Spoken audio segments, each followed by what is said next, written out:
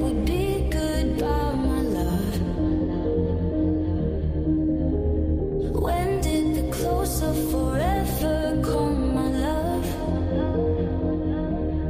All I recall was a stare that was vacant and cold.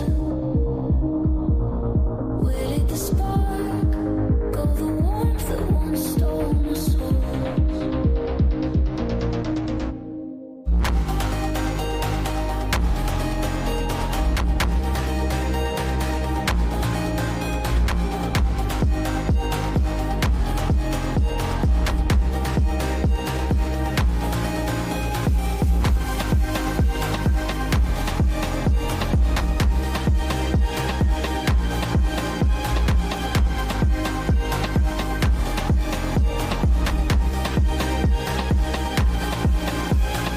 It seems the glow from within your eyes is gone. I never knew they could also lie fire gone. How can a heart just forget what's kept it still? I need to know, must I live in this lonely world?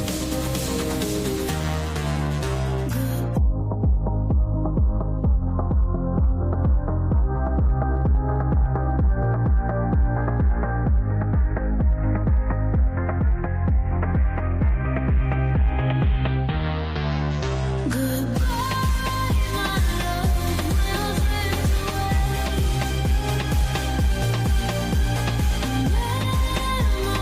Memories of us in gray, holding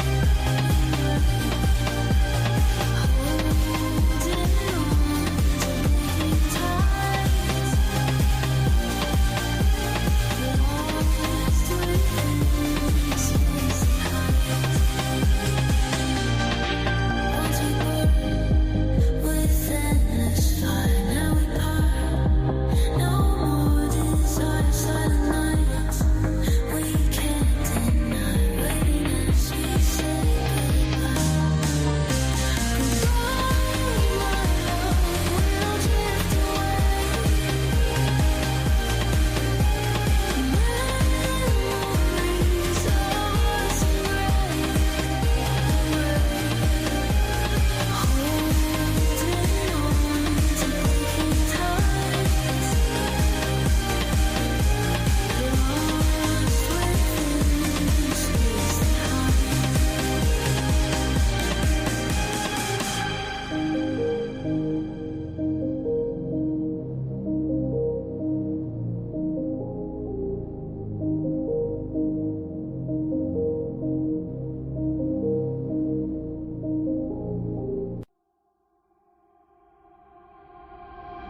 how could I know it would be goodbye, my love?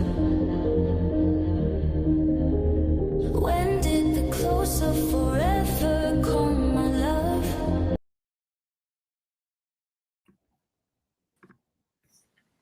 Welcome, everyone. Cindy's here. I'm here. I'm not And ready yet. You hear my voice? she's not ready yet, but Belt Loop is here. Hey, Belt Loop, how you doing tonight? Thank you very much for all the questions. So we have a Belt Loop here. He says, Belt Loop, I'm a guy. I hope this doesn't disqualify me from the chat. You're good, dude. You're good. Belt Loop 61. He'll be 61 in 2 months. It's exciting, isn't it? He's laughing. And he's doing well. And he's only at work. Hey, there you go. He asked me how I'm doing enjoying semi-retirement. There's a lot to talk about that, but I want to share with you that We will talk about it. Let me just get in here. definitely spending more time on creating, doing things I love was scary at first. But leaving that 9 to 5 kind of changed everything. What can you say, you know? I had an abusive boss. I had I don't mention any names or anything, but I Yeah. had a very abusive boss. I had worked in extremely toxic environments, and 30 years, I felt like I was always just surviving, and eventually decided, you know what, I'm just going to bite the bullet, tear the Band-Aid off, and just go.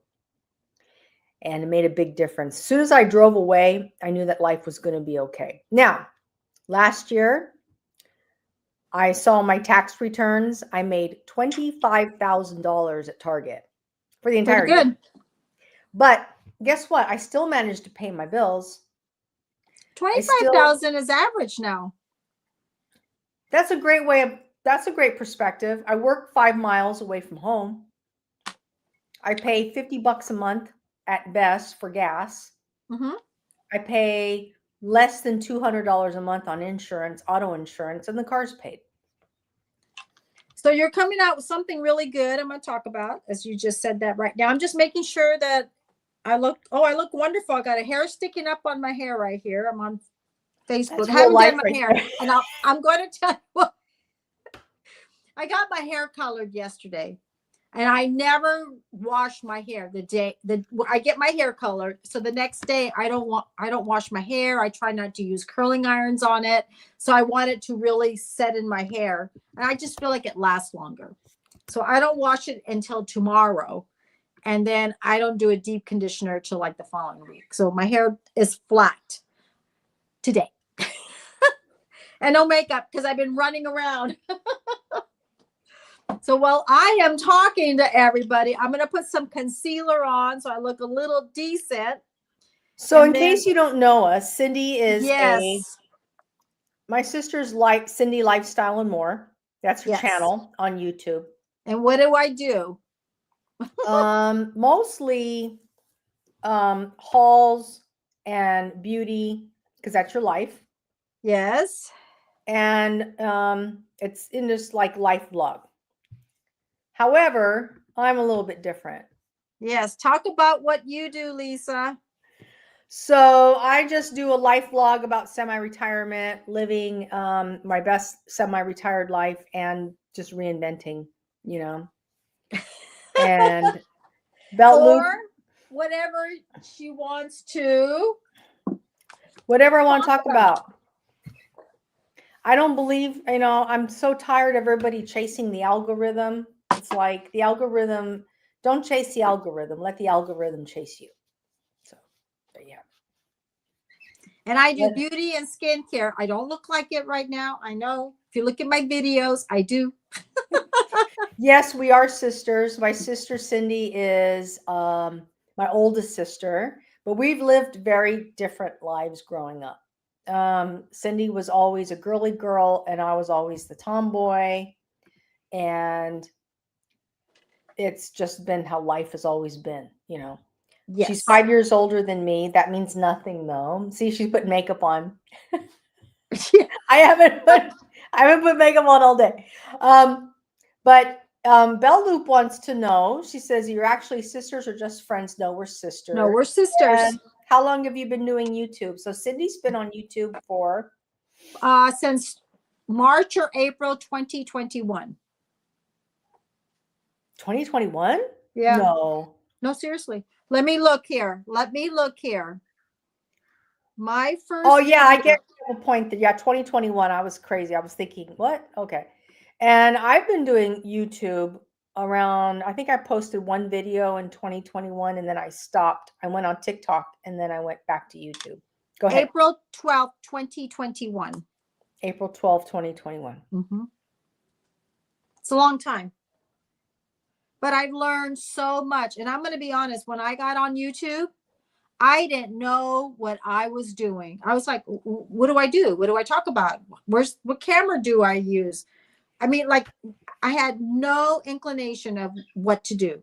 Because I never really, I'm going to be honest, I didn't watch YouTube. I thought YouTube, and I say this in my videos, oh, you need to fix a refrigerator? Go on YouTube and somebody will show you how to fix a refrigerator. Oh, you need to know why you got water in your car?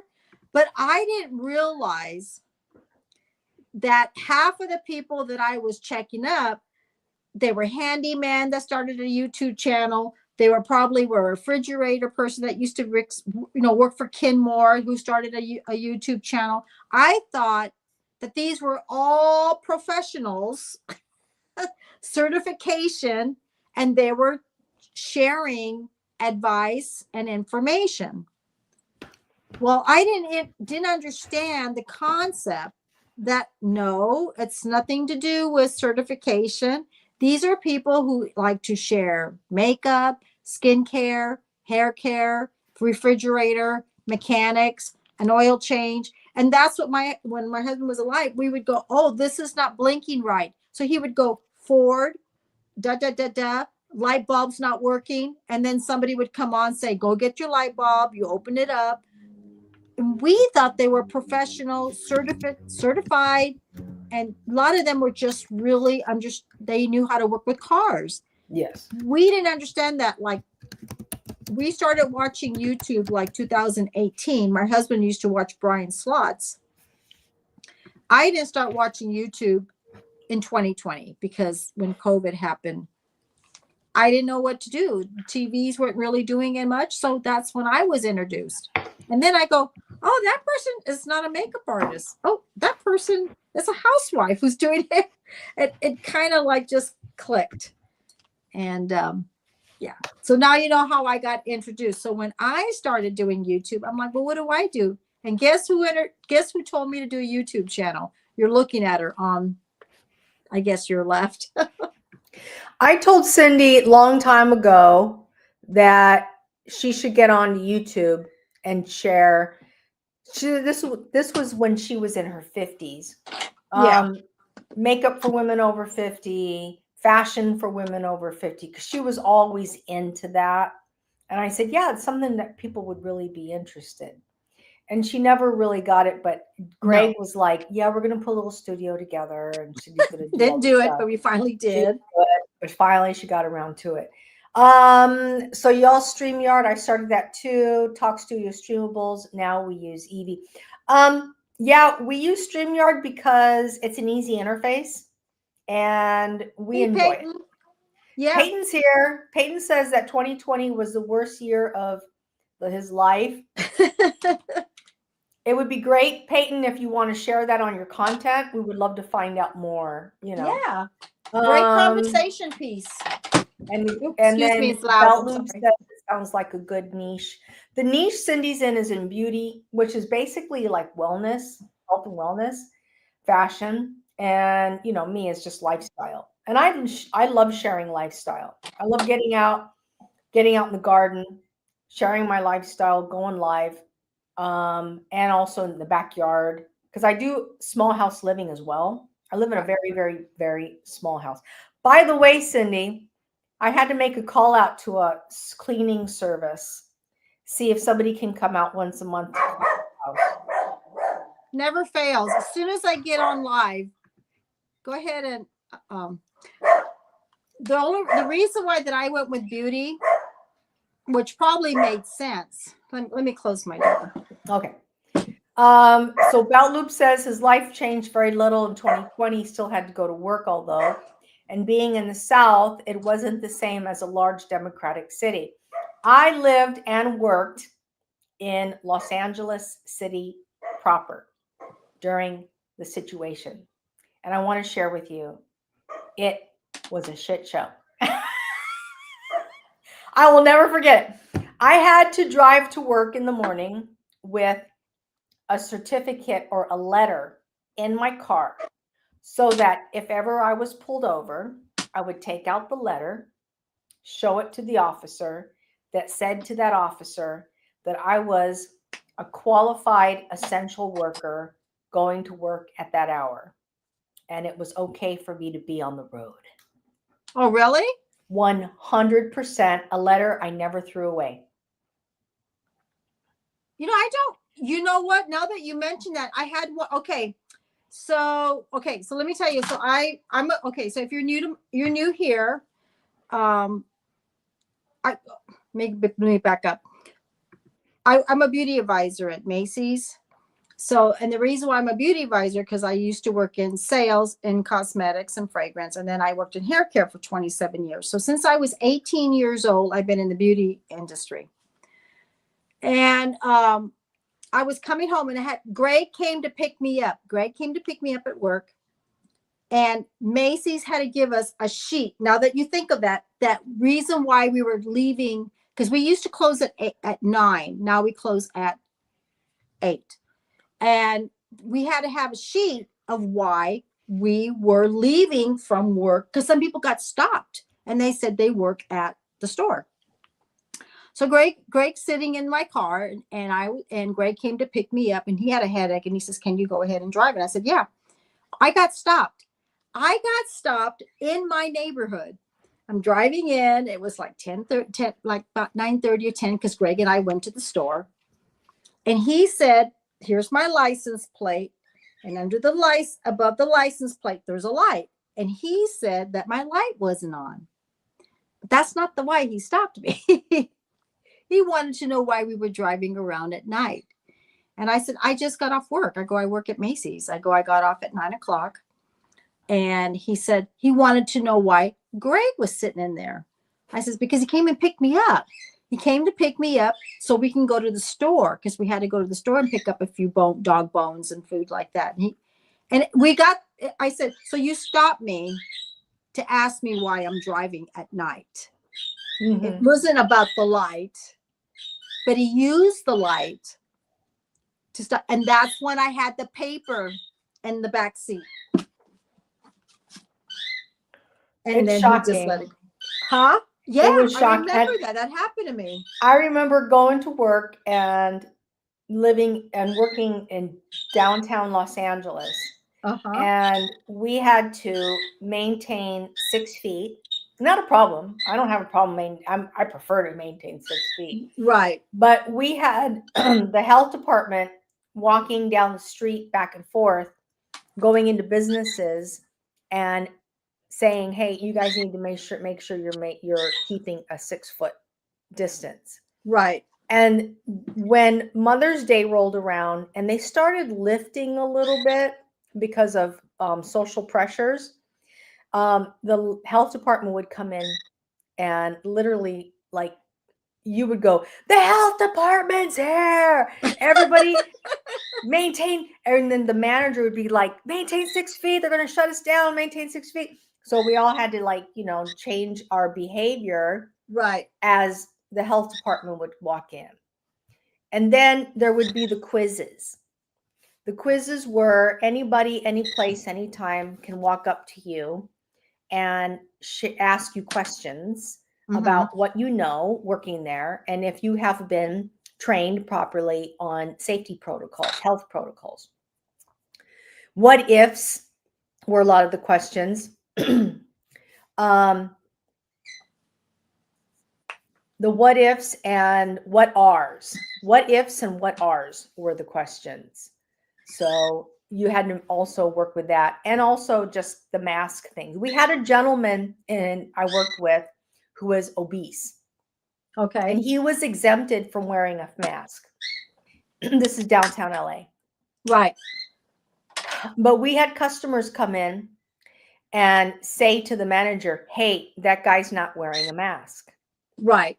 And we would tell the customer, "He is obese. He is exempt because he can't breathe without the mask. So he's exempt." And they would challenge it. And he couldn't breathe. So they would say, "You need to make him wear that mask for my knowing safety." that he can, Knowing bad that can happen. he because he can't breathe with the mask. And they would get mad. That's when, Now that's and sad. now nobody wears a fucking mask. So I mean, it's like, Exactly. what are we talking about here? But we're talking about someone's life. Yeah, he was big boy. What happens if something really would have happened, though? Something really would have happened. You're talking about a life, and you're taking. Well, the gentleman, you have to remember that people have rights too. So this person stating that he had to wear his mask, acting like he or she was the enforcer, couldn't enforce him personally to wear the mask Mm-hmm. because he still held on to his carry. He was like, he was Yeah. free to not wear it. But can you imagine? He didn't care. It was his life. This is my life. That's what he felt like. Yes. Yeah, this is my life. This is I need to breathe.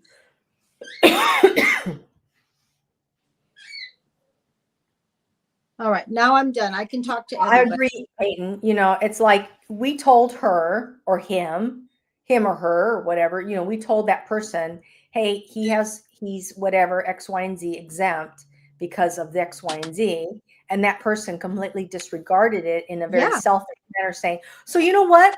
Just don't walk up to him then. Or just Yeah. don't stay in his space. Okay. Exactly. Don't worry about it. You're not standing over there, you're over here. So don't pay attention to what's going on over there. Worry about yourself. You got your mask on. You're protecting yourself from him. And he's okay. He's going to be okay. Okay. So just let it go. But that person couldn't let it go. So it was like, okay, so let me ask you. So then the result was you don't come out of your car. You pick up your shipment in the parking lot, and you know, it's going to be one of us who's going to deliver the shipment to your car, because that person was so precious. Mhm. That person didn't get near this other individual. Why? Because you're saying that he's filthy? Are you saying that he's dirty? Are you saying that he's infected? Are you have something against obese people? So it's What just is your growing, right? problem The to all this? situation is just it can turn into escalating. a heated situation. And you know, and this person was very uppity, would drive up in their Beamer. And, you know, it's like, what are you saying? And the person that she was complaining about, okay, I'm going to say it, she was complaining about was a person of color. So it's like, okay, let's push this bar a little bit further, shall we? You know, and I'm a person of color. I'm Hispanic, you know, and so what are you saying? So that's where I was going with that. It's very authoritarian situation done by public citizens. Right. I would go, I go to the same damn Trader Joe's I always go to. I walked into the Trader Joe's during the height of the situation, and I had my bags with me. I didn't know what was going on. I knew that there was a thing, and I knew that it was a thing, but I didn't think it was that big of a thing. So I walked in with my bags, and the guy, the cashier, the same Trader Joe's I walk into right now, I shop at the same person, threw the bags, my bags, back at me and said, next time he says, next time you don't bring your own bags. We pack it into one of our own bags. He threw them at me. And I'm a fucking customer of Trader Joe's. Does this person still work there though? I have no idea. Okay. But I'm telling you, it's the same fucking store that I go to. And he threw them at me as though, how dare you bring in your soiled, tainted bags into the store. I mean, and they were Trader Joe's bags.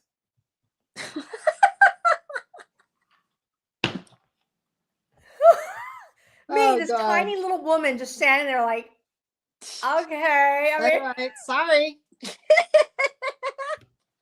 I know my wife very much appreciates curbside. You know what, everybody, I work at Target. Mm-hmm. I don't have a problem with all that stuff. I think it's great. You know what I mean? We'll pull the Well, order it's brought a lot of work. So unfortunately, you know what? It's funny. It's like yes and no. So the people that work inside the store, their hours got cut. Well, the people that do fulfillment and pack the bags, that area went up. It did go up. Yeah. Right? That's what happened. It went up. It went like this. And but then now listen to this. I work part-time. So here it goes. Here comes the sales talk. So I've been in sales for years. And when people don't have something, consumers, when they don't have something, well, where's that person? You know, I used to go there. There used to be service here. Is that my phone? My phone. I'm sorry. That's okay. So people would say, okay, they love going up to the drive and pop the car and this and that, and the groceries go in. Okay, now let's change the diameter of everything. Where's the customers? They used to be customer service all the time. There would be people take my bags for me. People would put things in my bag. I didn't have to do this. Okay, so what do you want? Just because they've cut back on the service. Mm-hmm. You know, it's like people need things in the store when they need it, when they don't have it. And I realize that because I have to hear it all the time. And I do like going in the store, and I'll tell you why. On clothes, matching up makeup color, things like that, because when you order things for myself, I'm 4'11". If I order anything online, they're either too long, too big, too tight. Yeah. They don't work. Do you know how much returns the store gets all the time? I do. I know, it's crazy. Because they want to play fashion show. They order a small, a medium, and a large Yes. to see how everything fits. And then they try on the small, the medium, and a large, and they return every single one of them. I don't get it. And the sad thing about it is they get upset because the color's wrong. And I'm like, well, how are you going to match your color online? And then the sad thing is, you don't carry Chanel? Yeah, we don't have it in this store because we are not a big population store. So now it's a big disaster. So it's really hard to give customer service. I like the customer service. I like the one-on-one. When you can't give that service, I feel bad for them too. Believe me, it's like, it's good and bad. There's good and bad in it. And Megan's, my daughter loves going to the store, going up the curb, taking things home. But guess what? She works in the store. And if more people don't come into the store, her hours are going to get cut. You know what I mean? So we do it to ourselves. I also think that Amazon changed a lot of that too. That's how it happened. Yeah, because Amazon didn't shut down, and there were people that were spraying their stuff when they would go to the store and come back home. They would be like, I have to spray my Cheetos bags and all that stuff down. Yeah. But what about the mail? I mean, well, listen to this. It still gets delivered to your door. Exactly. And I see my point. I'm both ways. I'm a customer and a sales associate. So I'm both, you know what I mean? I'm a customer when I go to Kohl's and Walmart and other stores. So I want to be treated right. And then at the same time, I'm a person that helps customers. And I always tell them, I like to treat you the way I want to be treated. That's how when I go to work, I treat my customers the way I want to be treated. Because sometimes I go out there and I don't get good customer service. And I'm just like, how do you guys keep your jobs? I mean, it's like, I don't get it, or like they go like this, they just hand you the thing and you're like, or this is another thing. Now I get it and it's okay. But when you go to the grocery store, do you want a bag? No, we're just going to take it. Okay. So they go through that and they go, okay, just because I didn't want a bag doesn't mean, well, here, you're on your own. It's like, there's just ways I just feel like there's ways how to give customer service. It's like, I'm like, okay, whatever. It's okay. But this is a good conversation because it really happens. It really happens because I get it both ways. I do. Or a lot of times they come in and that's another thing. Online, they give samples, they do this, they do that. Yes. But we don't have it in the store, and it's like, so it's like doing this to each other. So, well, your online says they're giving all this. You're right, but we don't have it here. So, it's a catch-22. Yes. Like very much so. When you order pickup at Target, sometimes if there's a sample promo, we put the sample item in the bag, Mhm. and then we give the orders to the customers. Right. But they don't get that at the checkout line. So you get it as we're Online. packing the bag. Yeah, as we're packing Right. the bags. Yep. Mm-hmm. It's true. So I've noticed good. I mean, I see it both ways. Yeah. But see, I like the customer service. I like the one-on-one. I enjoy talking. I'm a talker, so I can talk to anybody. I enjoy it. But you're from a different generation. A lot of the new Yeah. generations, the kids are, my personal impression is the kids are there just to execute a job. And I'm the same way too. I have to admit, I don't really get into customer service. Like I'll do it out of compassion, Yes. but I'll also I'm that one customer who is like, I'll do the research before I go to the store and I shop based on price. Because you're today. Because I know, like, I'll even go in the store and just Google, like, oh, this is the Best Buy or whatever. But then there's the older retired, because I work near a very large retirement community, and they want the old Sears, Woolworth, Montgomery Ward's, Broadway type JCPenney's, service. back in the Yeah, day, JC yes. Penney. And like yesterday, a lady came in her little scooter. She's so sweet. And everybody was ignoring her. She's hoo-hoo, excuse me, hello. And I finally had to intervene because everybody was ignoring her. I said, ma'am, I walked around and I said, I can help you. What do you need? And I talked to her like she's my neighbor. What do you need? Yeah. And she said she was looking for shoelaces for her sneakers. Uh-huh. So I said, okay, the shoelaces are over here, because she said she couldn't find them, even though we told her where they were. Yeah, yeah. And then she wanted me to go over the specs on the shoelaces. And I said, ma'am, these are the two shoelaces we have.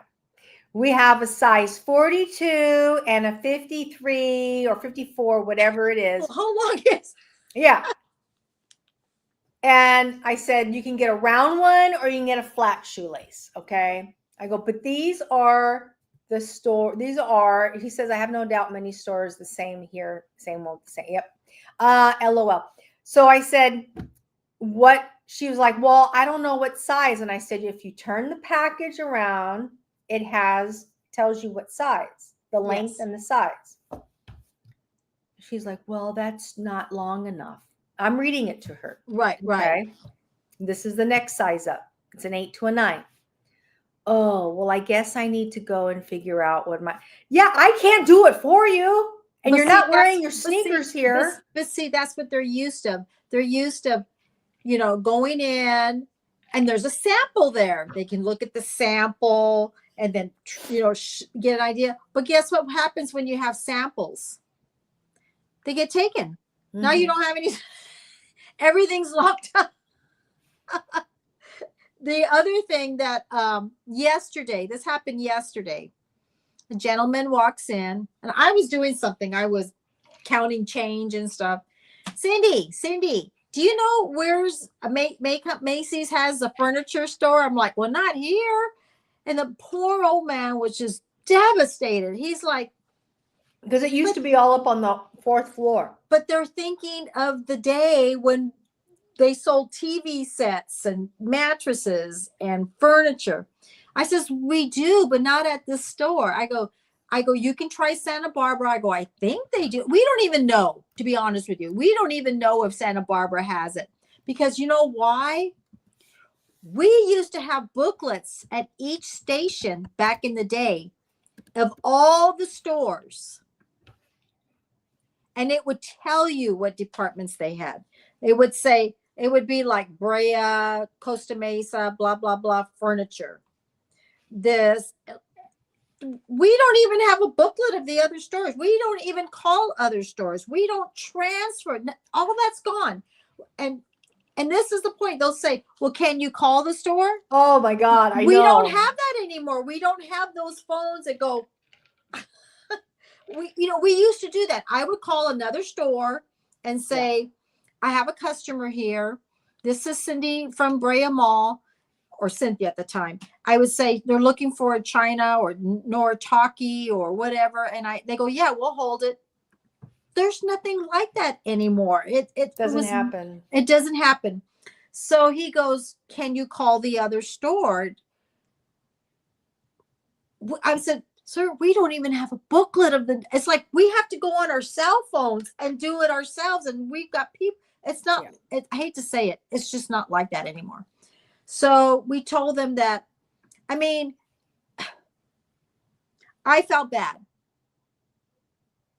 because they're still from the time of the 60s, the 50s, the 70s. Where a demonstration would be done right in front of you. Exactly. I still remember all that. Yes, they come in for TV sets. They have come in for washers and dryers. They've come in for mattresses. They do have a little bit of mattress upstairs. They've come in for slips, lamps, and I mean, I get it.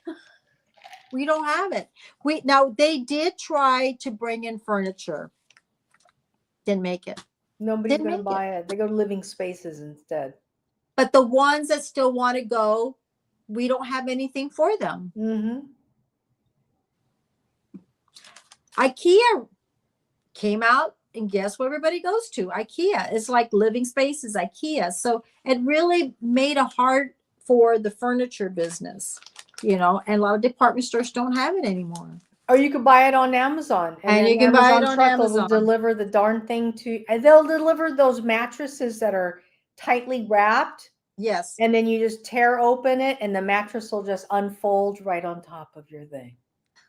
All that service, is now gone. Got another thing to talk about now that we're talking about this. So Megan and David are online, Amazon. They buy everything online. But guess what? When you buy it online, they don't pick up the old one. So where does it go? Where does it go? You have in the garage. No, you call your trash company. They'll come and pick up large I know that, volume sizes. But they have to pay for that. But when you go, No, your city pays. Our city doesn't. They pick it up for free. Not our city. We have to call the guy that picks them up. So that's check online. So I said, no more. Don't buy mattress. Don't buy a dresser, because we just spent March, $300 for the guy to come and pick up an old dresser, 2 mattresses, an old mower. You were in my garage. That's a lot of money. I mean, you should, if you pay for refuse, there should be a large pickup minimum of, I think it's once a season, four large pickups, and they do it for free. I'll find out, but okay. Believe me, I'll check. Okay. Then what else? Okay. So I go to work and all the Christmas sets are up. So of course I'm like, when did all the sets go up? I'm short. So all the sets are like above the displays and everything. They're like, like last week. So when people come up, I always tell them, now, these sets go during the holidays. Every year I say this. I said, if you see something you really like, grab it. This is the time to grab it, because I go, when you come in December, you're going to remember where that box was at, what was in that box. And I'm going to say, it's not here anymore. It's not here. It's for limited time only. We're not going to, we're not going to refill that space. Right. So this is what I get. Oh, you have quite a bit there. I go, okay. All right. Every year I get. So all the sets are ready. All the Christmas sets. If you guys, anybody out there that have a Macy's near you, go check out Macy's and get your fragrances, because they're out there. They are out there. And I want to share with everybody that you have to compete not only with other customers coming in the stores, but people ordering online. Yeah, they take up from us. They pull it. Right. Yes, because online, the way they do it, it's a nationwide pull. So If one store doesn't have it, it's going to automatically go to the next store. If that store doesn't have it, Exactly. it's going to get bounced to another store Right. until the order is filled. Right. In addition to that, if it's a hot item, the resellers are people who buy volume Mhm. online because they get free shipping with a lot of these companies. Like I'm sure Macy's offers free shipping. Uh-huh. These resellers will sell a product that they see, let's say at Macy's, and they see it's moving really big. So they'll put that product up on their resale page and sell Mhm. it. And then they'll order it. It'll either get shipped to them or they'll have it shipped Here. to Uh-huh. their customers. So you're competing with two markets. You're competing against Macy's itself, who is doing their own in-house mass shipping. And you're also dealing with resellers who'll buy 5-10 of those pieces at a time. So just for an example, we had the pretty beautiful limited edition. I think it's Limited a white edition. Valentino. Okay. Now, I was there on Sunday. A customer came in and they get a pretty white bag. So we saw them that morning. We saw them the day before. They were in the drawer. Yeah. We had 4 of them. So the customer comes in and the other associate goes to the back and he goes, Cindy, it says we got 4.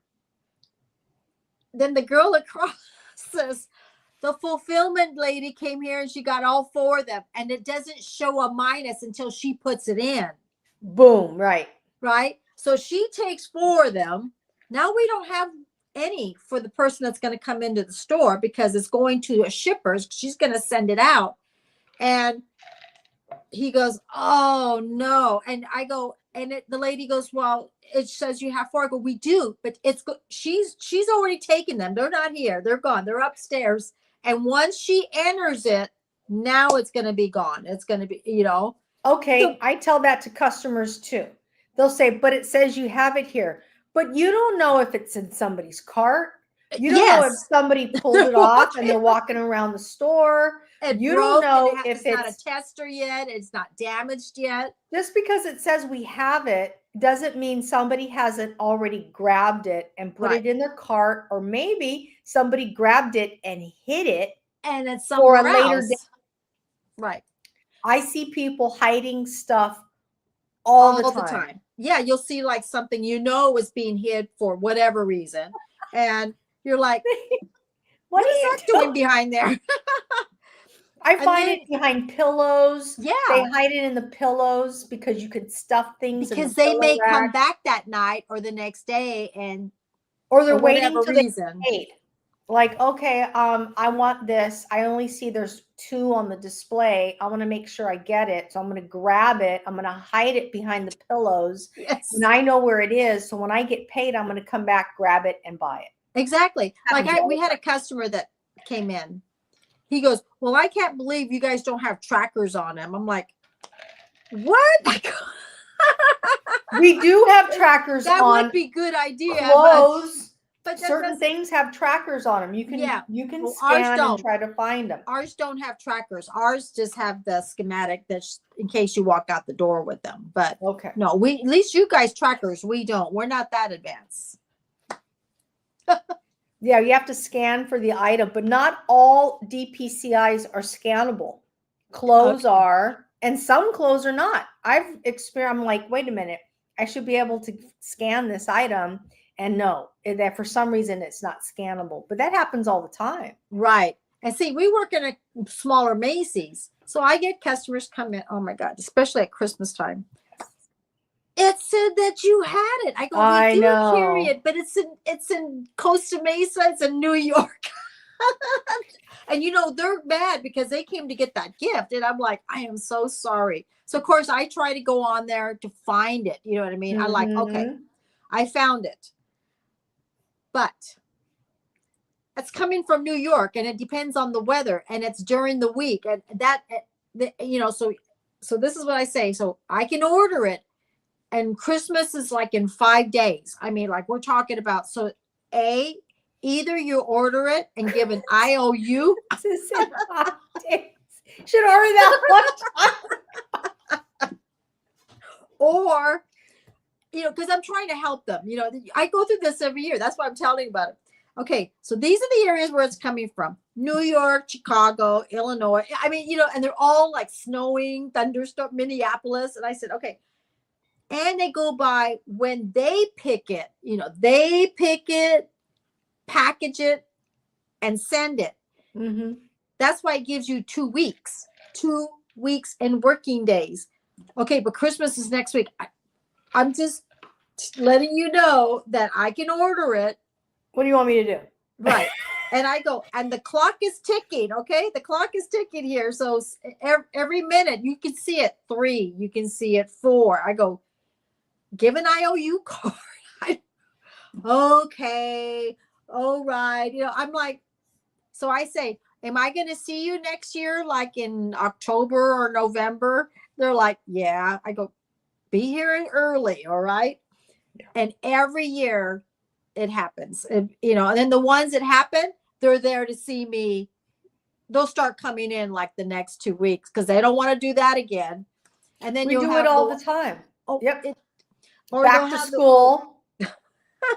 Back to school. Last minute sales. Yeah. Last minute. We start putting everything up 2 months prior. Halloween. And then they come in, they're like, is this on sale? It's like, no, it's not on sale yet. Oh my God, I thought it'd be on sale by now. It's like, just buy it. It's just exactly. And then this is another true thing. Everybody go get Cindy. I'm like, why is I'm always Cindy? Why everybody come gets me? Megan, go get my mom too. Yep. Right. So they don't want to deal with it. Okay. I must have patience. So I said, what's up? That customer. What's up? What happened? What's up? Right. So what's up? That person needs help. Well, what do they need? They go, well, we'll tell you why. And I'm like, so I said, what's wrong? Well, he has this much money, or she's got this much money. I go, well, how much do you have? And they count it out. And you want me to figure out to get how many gifts? And Mom, can you help them? You don't really worry about all the sales and stuff. I go, so I'm the one that goes around.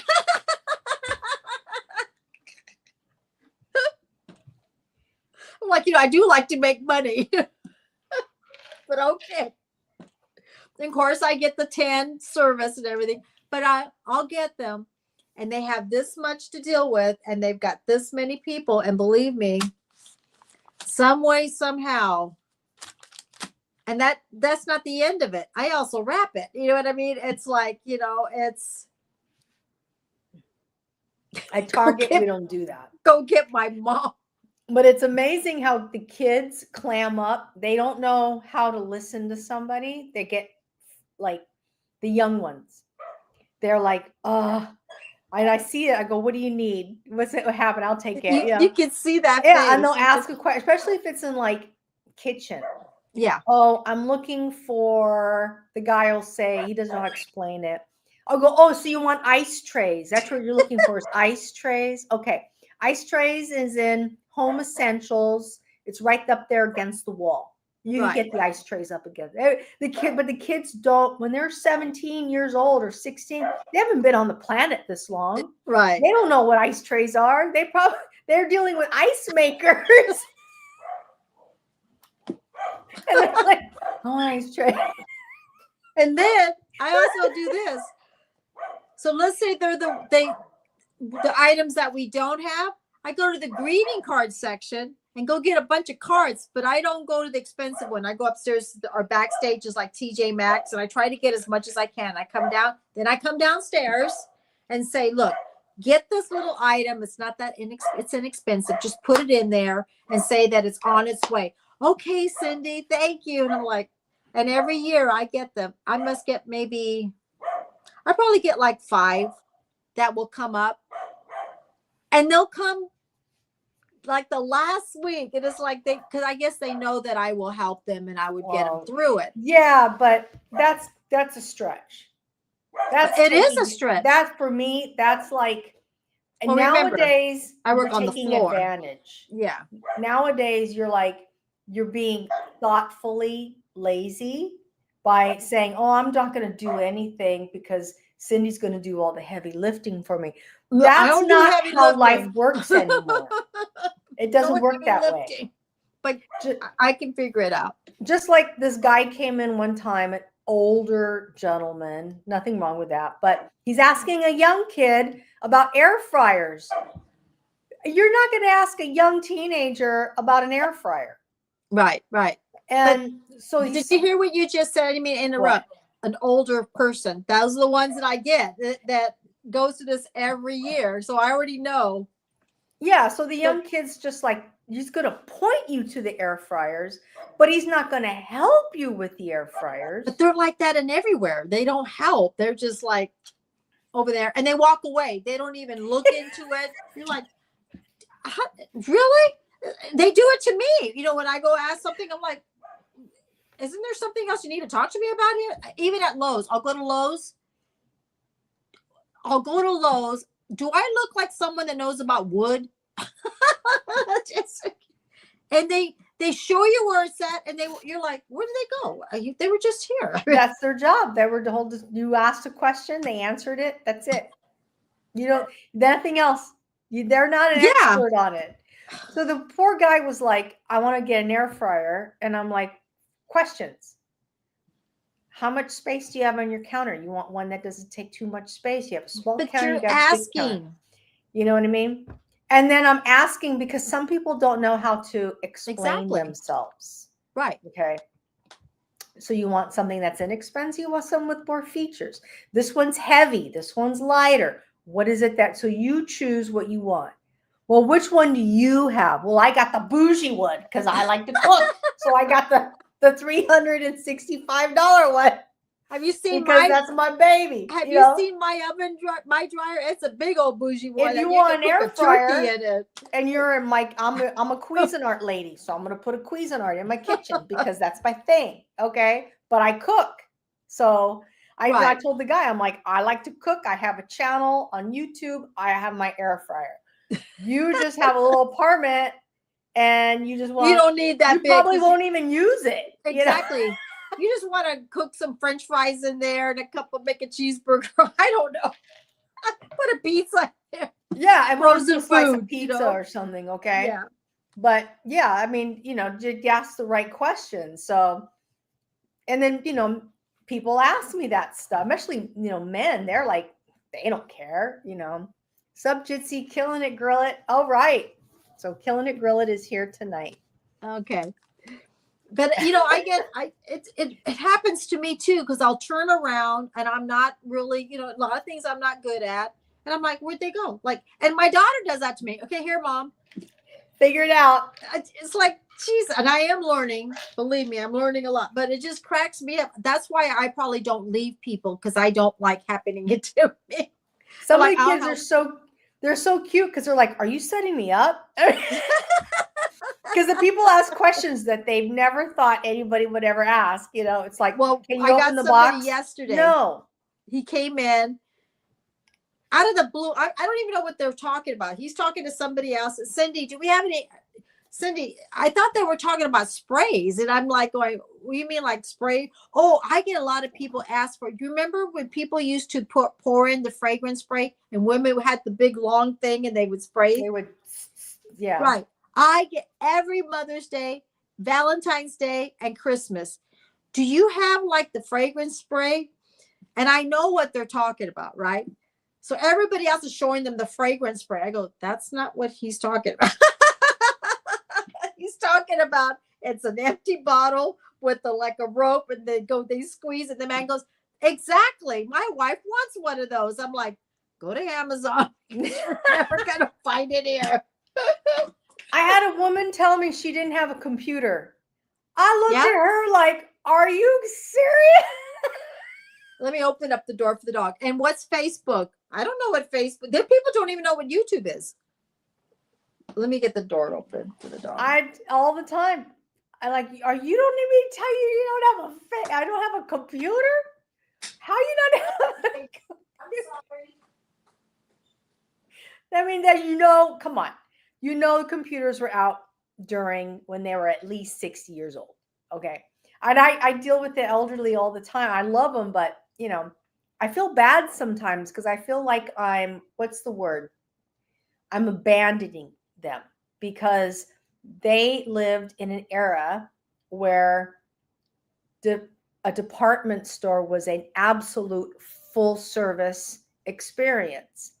And now they live in an era where it's a grab and go. And you can't, like, it's just a grab and go.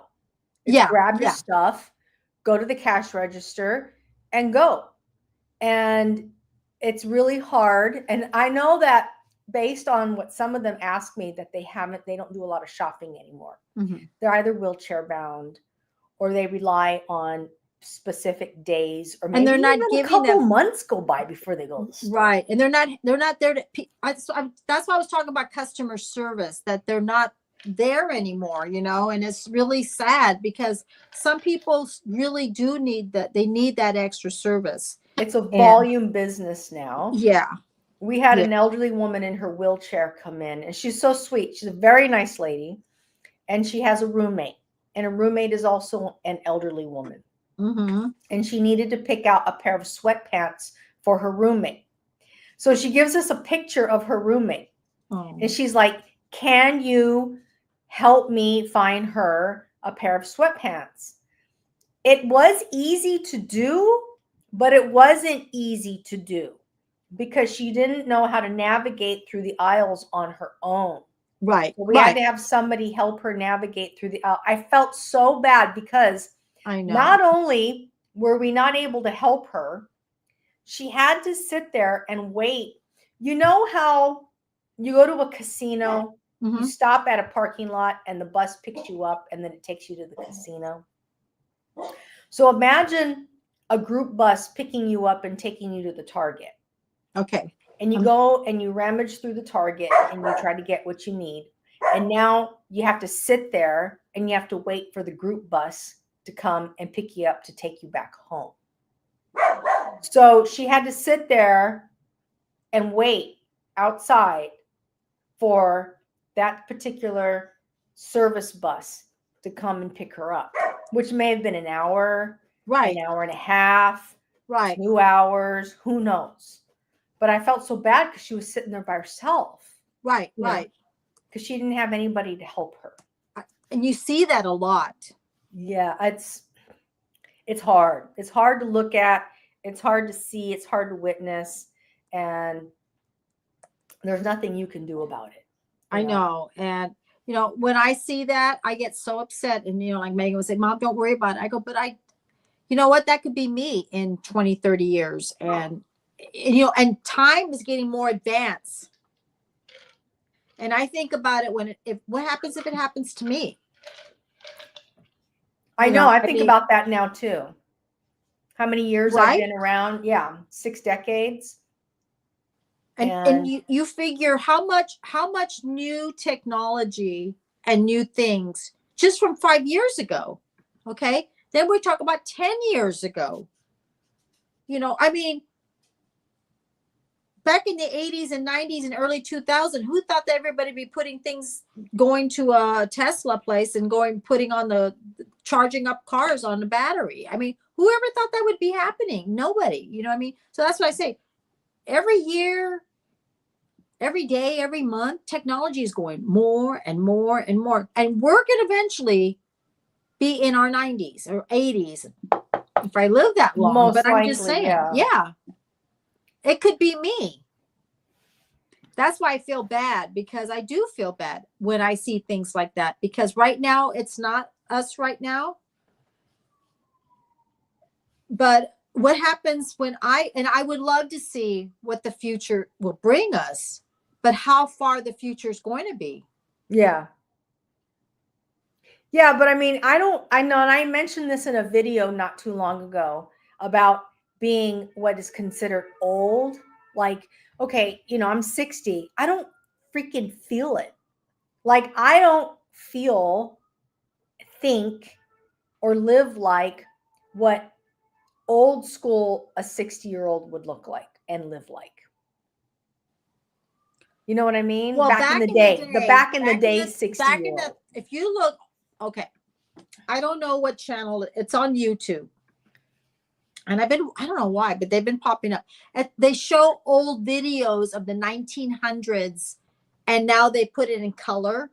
Mm-hmm. And then they put like sounds, like you can hear the horses going by. They're actually real people in Chicago, New York, Paris, Coney Island, of the people of the past. And they put color in them, and you're listening. Yeah. So they add the sounds of the horses going by. There's these people at the beach with long dresses, the hats. I don't know how these women wore these hats in those back in the days, up to here, Uh-huh.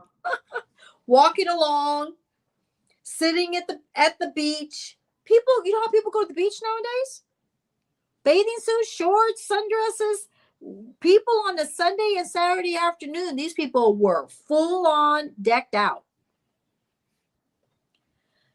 The kids are next to their parents. They're like walking down Coney Island. They're going over there, and you see them walking. And there's this, you see these cars, right? You see these old cars, you know, it shows them. They're like all over the place. They're like passing each other up. Here comes a horse. Here comes a horse. The car goes in front of the horse.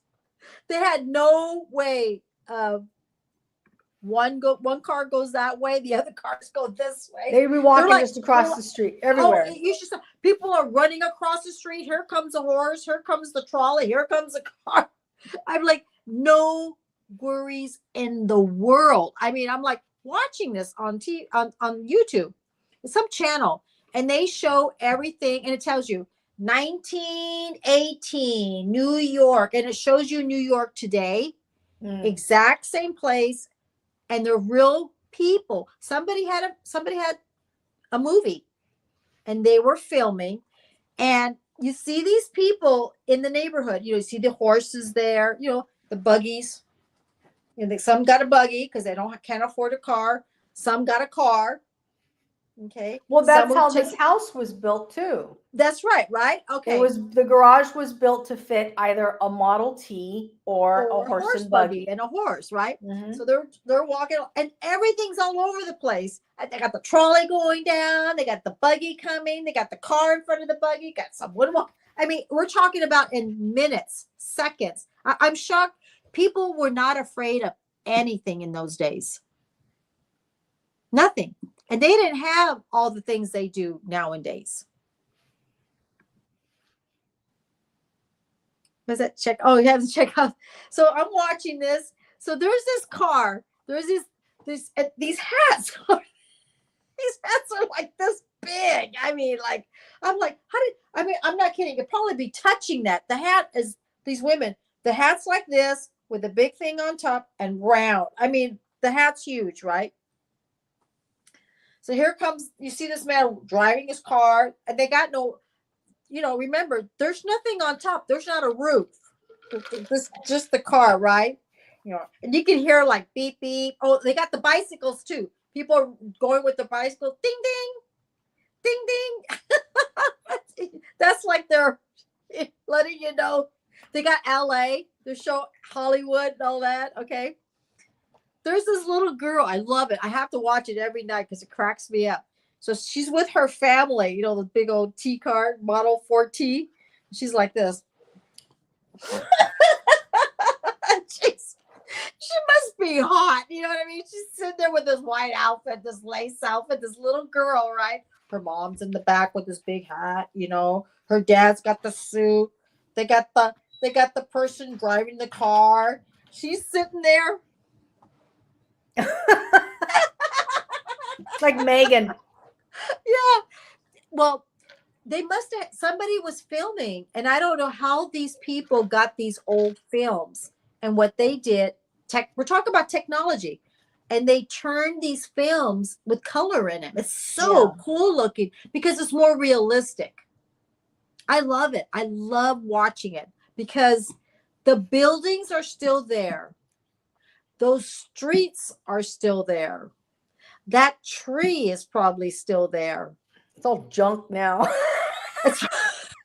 LA's a shithole. It was beautiful back then. Now it's a freaking shithole. It's, you should see LA. We show the LA It 1930s stinks like a- and oh my 40s. God. Oh my God. So you see these dad's days, mom's days, yellow car, an orange car, a green car. Oh my God. Looks like bright colors of cars. I feel bad for LA, man. It's so bad. It smells, Cynthia. You can't go downtown LA. It smells. It smells. Lance and I went driving. We had to go to an event in LA. We Hold- drove in. Okay, hold on. Someone's writing. Did you read Belt Loop? Let me just read what he said, because he said something. Because I know I checked out your channel and see your videos do well. Your live streams tends to be attended by a few loyal viewers, I would think. You know, Lisa and I, we do live. This is a very good thing. Okay, so I do a lot of videos, and I do a lot of beauty, skincare, makeup, a little bit of lifestyle, a little bit of vlog. Now there's Lisa. Does retirement, a little bit of cooking, a little about everyday life. I don't know. What else do you do? That's pretty much it. Okay. And she also does podcasts. So when we come here on live, we kind of, and I realize you get it, you understand. We kind of come here and have fun. You know what I'm saying? Because when she does her podcast, it's about shirts and t-shirts and candles and I don't know, multi-level marketing, digital. Okay. And then mine's about beauty and this and that. And then when we come here, we talk about everyday life. And I think that's what we are. And to me, it's fun. And I really like having fun. And to me, I want our life to be like sitting at the table. And I think I've said this before, having a cup of coffee and just and just talk and not be on one subject. 100%. I just Lisa subbed to sounds Belt more Loop. like my channel. Yeah, and it's fun. And I'm, since I have other channels when I want to focus on the topic, yes. So it makes it fun, because when I talk about my topic, it's about my topic, this and that. Let's have fun, and we can still do both. But as Belt people Loop, comment. there's something much more deeper going on here, just so that you know. Oh, Cindy used to vlog with her husband, Greg, on her yeah, channel. go ahead. Cindy Lifestyle and More. Well, Greg passed away in June of this year. So Cindy obviously had a very difficult time going through the situation with Greg's passing. And since then, we've been coming on live. There's times when we talk about Greg, and there's times when we just talk about life in life. That's why we started the podcast. It's about laughs, losses, and just good times. So, but yeah, it makes sense. It makes for a fluid live stream. And yeah, so we're family. She's my older sister. She lost her husband. And we're a family of YouTubers, basically, at the end of the day. So Belt Loop says, sorry for your loss. Yeah. They were together for 35 years. Yeah. And I try not to be like on the downhill. I want people to come on. I want them to know who Greg was, because I still have his live streams up, and we were doing blogging. So that's not going away, but I don't want to be a downer. You know what I'm saying? I still want to have when people come here, I want them to be happy, not be like, God, that girl's always like down. I'm trying, that's my personal life in a few ways. But so thank you. I really appreciate it. But I mean, it's just, it's, what was I talking about? Just lost it. Yeah. And then we also established good friends here, community, like SUV comes in from time to time. Yes. Peyton's usually around. Yes. And this is mostly Cindy's community. My community, I usually, if you look at the video, like who's here, Lisa's always 0. You're not 0. My live viewers are always 0. Cindy will have 2 on, and she'll have other members come in on Facebook. And then I live stream with my husband. We'll do gardening, outdoor stuff, and maybe go to downtown Disneyland, do something. Mhm. And then I'll go with, like tomorrow, Lauren and I will go live, talk about AI. And then on Friday, I do a podcast of midlifers going digital and how they've Right. taken their life and To done another direction. change their lives in other directions, semi-retirement, if not that, other things, but Mhm. how midlifers have coped through the change in life and then gone digital. So yeah, it's So a good now- time. So now that that's another subject. Because like I said, I talk to everybody. I go in the lunchroom and, I'm yakety all the time. So a lot of people, as they get older, back in the days, people used to retire at 55, 57, and they retired. Okay. And if they decided they wanted to get a part-time job, they would get a part-time job. Almost everybody that I know that has turned at a certain age, retire, they end up going back to work because everything has changed, because they need, when I'm on Medicare now, but they take $200 out of my Medicare. So yeah, am I retired? Yes, but you're really not, because they're always taking money out of your money. And you're fortunate to have a 401k and I have a an IRA, 401k. Yes. which you transferred over to an IRA. Yes. Lisa has nothing. Well, you do have a 401k with Target. You just don't have it right now. No, I don't have I just started at Target. What's But- my 401k going to look like when I get out of Target? Well, okay, let me be honest with you. My 401k I have at Macy's is not a whole lot, but it's a 401k. It's a there's whole lot something in there. more. Like, we're talking about maybe it'll just pay the rent or, luckily, Lance and I have this house, Yeah. Albeit a small house. But to be honest with you, the purpose of me building what I have right now is to add a little bit of extra income to my life, so that someday, 5 years, 10 years from now, I'll be able to pay the mortgage without having to worry. And I'll be able to, like I have Amazon influence and I have TikTok shop that I do every now and then, not full time. I don't want to do that full time, but there's options out there. And the most important thing is to stay relevant. You want to always be relevant, right? Right. So here he says, we have a pension here where I work. I've been shoving money into my retirement. You know what? God bless you. And I hope you've never had to experience what I experienced. Well, divorce, okay. loss, Loss. etc. Exactly. So the problem today is pension is now 401k. That's Yes. basically what it is. Back in the day, it was pension. And I'm talking about when dad worked, when mom worked. But I noticed as the years started going on, it's 401k, 401k, 401k. So I do keep that because I want it there for Megan. If something ever happens to me, I don't know. You know what I'm saying? There's something, this house, I'm doing everything for my daughter. So she has something, to rely on. Yeah. So I'm 65 right now, and I'll be honest, I work maybe 2 days a week, and I'm going to work a lot at Christmas because I want to make as much as I can. Go ahead. I want to say though, Greg encouraged you to work and take Social Security early. My husband did, not knowing what was going to happen. Now, I always had a career. I had a career since I was 18 years old. I always had a drive of a career. And honestly, I'll be honest with you, sales gave me a wonderful career in what I've done.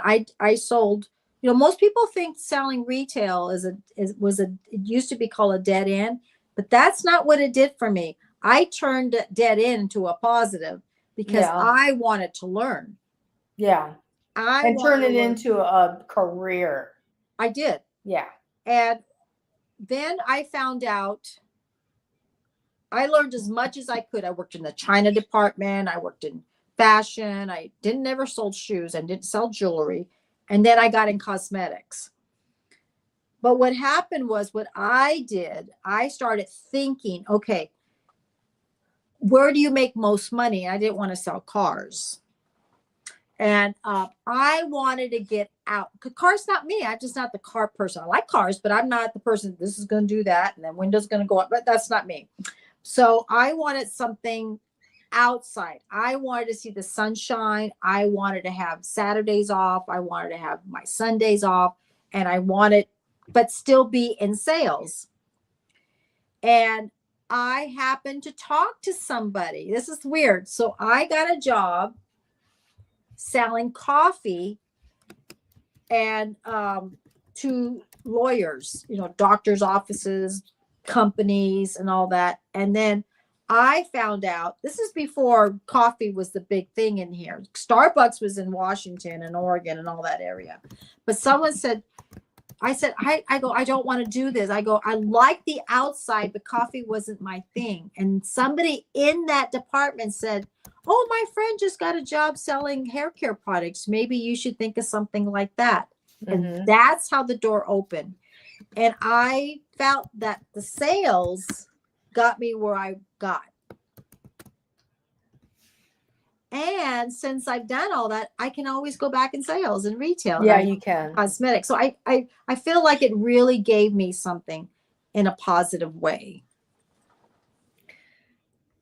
Belt Loop's talking about semi-retirement. I mean, about Social Security. And I said, if you want to go, 5Gs. hi 5Gs. If you want to go into Social Security and Cindy retiring early and husband and wives. So my husband was in prison for 27 years. Mm-hmm. And when he came home, he didn't have all the points racked up for a Social Security, to collect Social Security. Because he didn't have anything. I mean, he wasn't working. Yeah.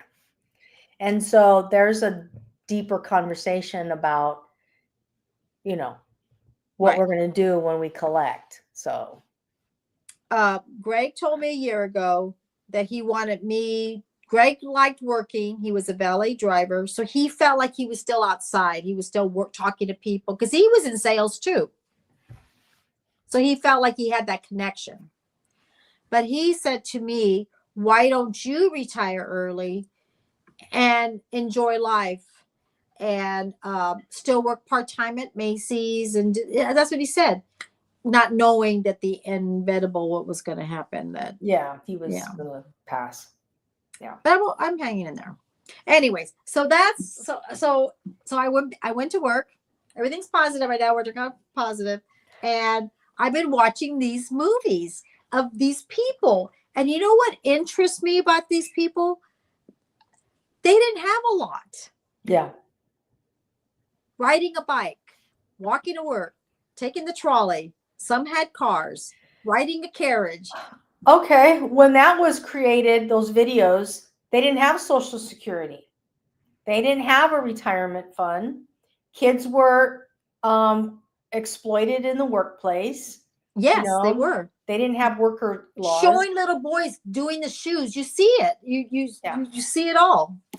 Now, speaking of that, our dad was born in 1930. And there is and I hope you still have it. I don't know if you still do. Dad's shoe shine box. I got to go see downstairs. He made for himself. And you could see his fingerprint.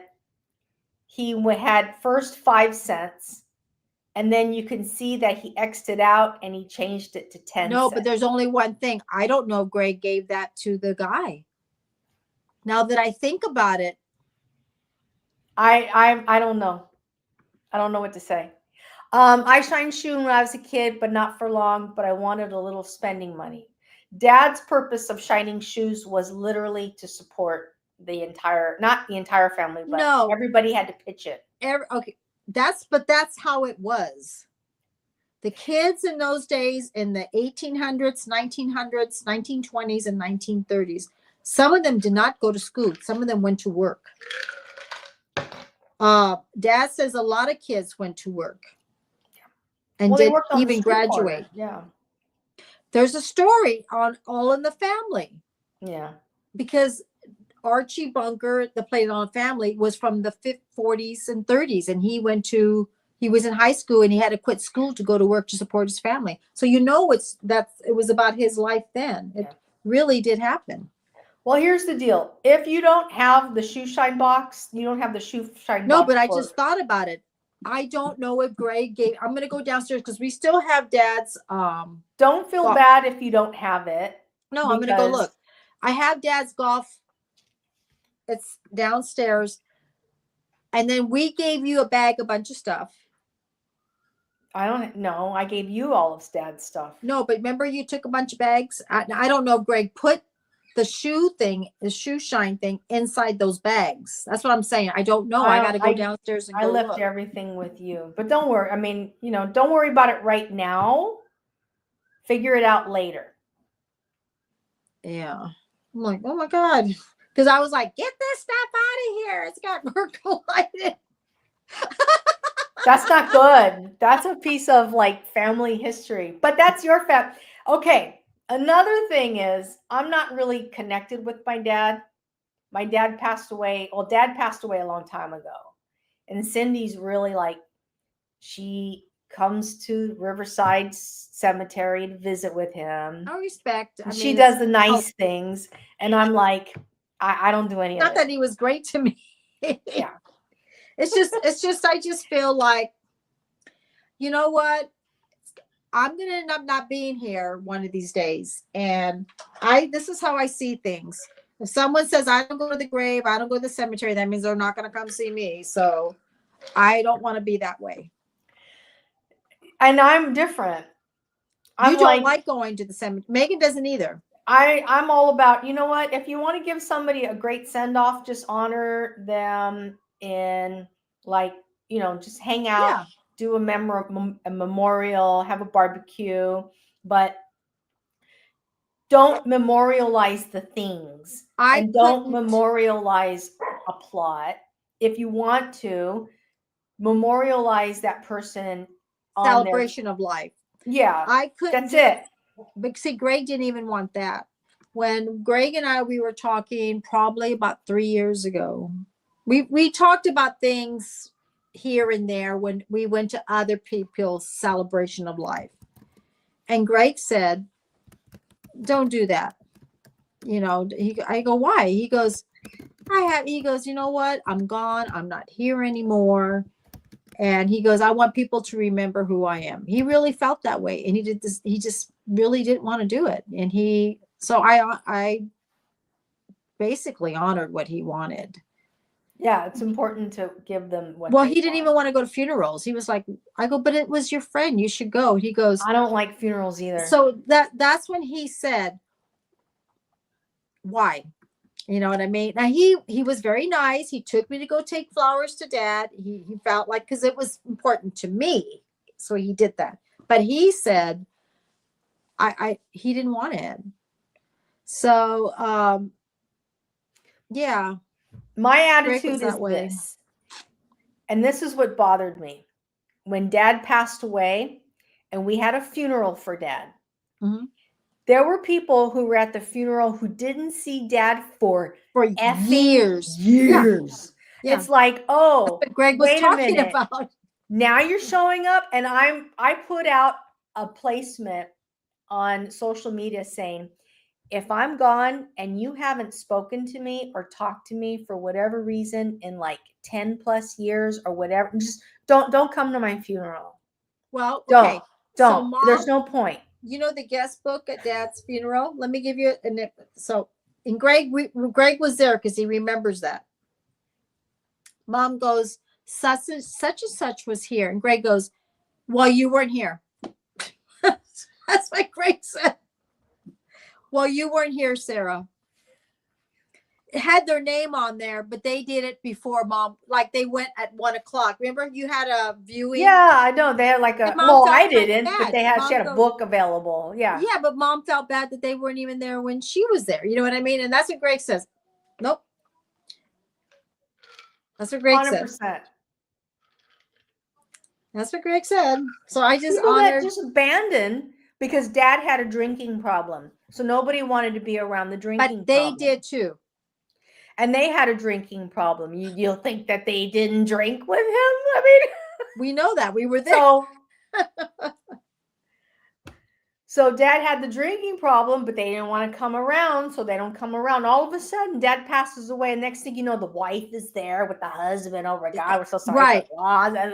It's like, I haven't seen you in like 20 years. Longer Cindy's than that. married now. She's got kids. I'm married. I'm over here. You And know, that's another thing. That's what Greg says. And why, with all that soap opera, what did it bring?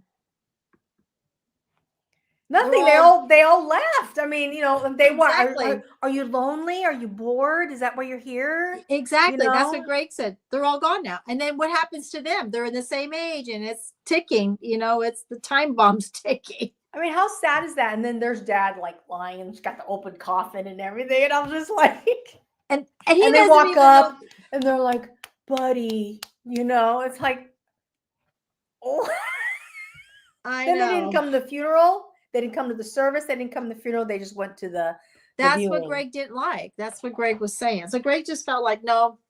So I said, But- okay. But mom, oh, well, there's a lot deeper stuff. Like Well, mom wants a funeral. mom wanted, oh, okay. Her mom says she wants to be buried and wants a funeral. So I'm like, okay, I don't know. I don't know what she told you, but that's what she told me. Okay, so mom, the problem with mom and the service is mom had all of her funeral arrangements made and paid for while she was in New Mexico. Oh. Mom is still alive. She's 91. And she had everything paid for. I have all the documents that'll But help she's going to me. be buried in New Mexico. So I have to figure out the whole thing to get her from LA back to New Mexico because that's all paid for. Because the cost, she has everything's all picked out. So I got to get her back to New Mexico. So I have Lance and Look at me. I can see myself in here going, Lance and I have a plot. oh, God.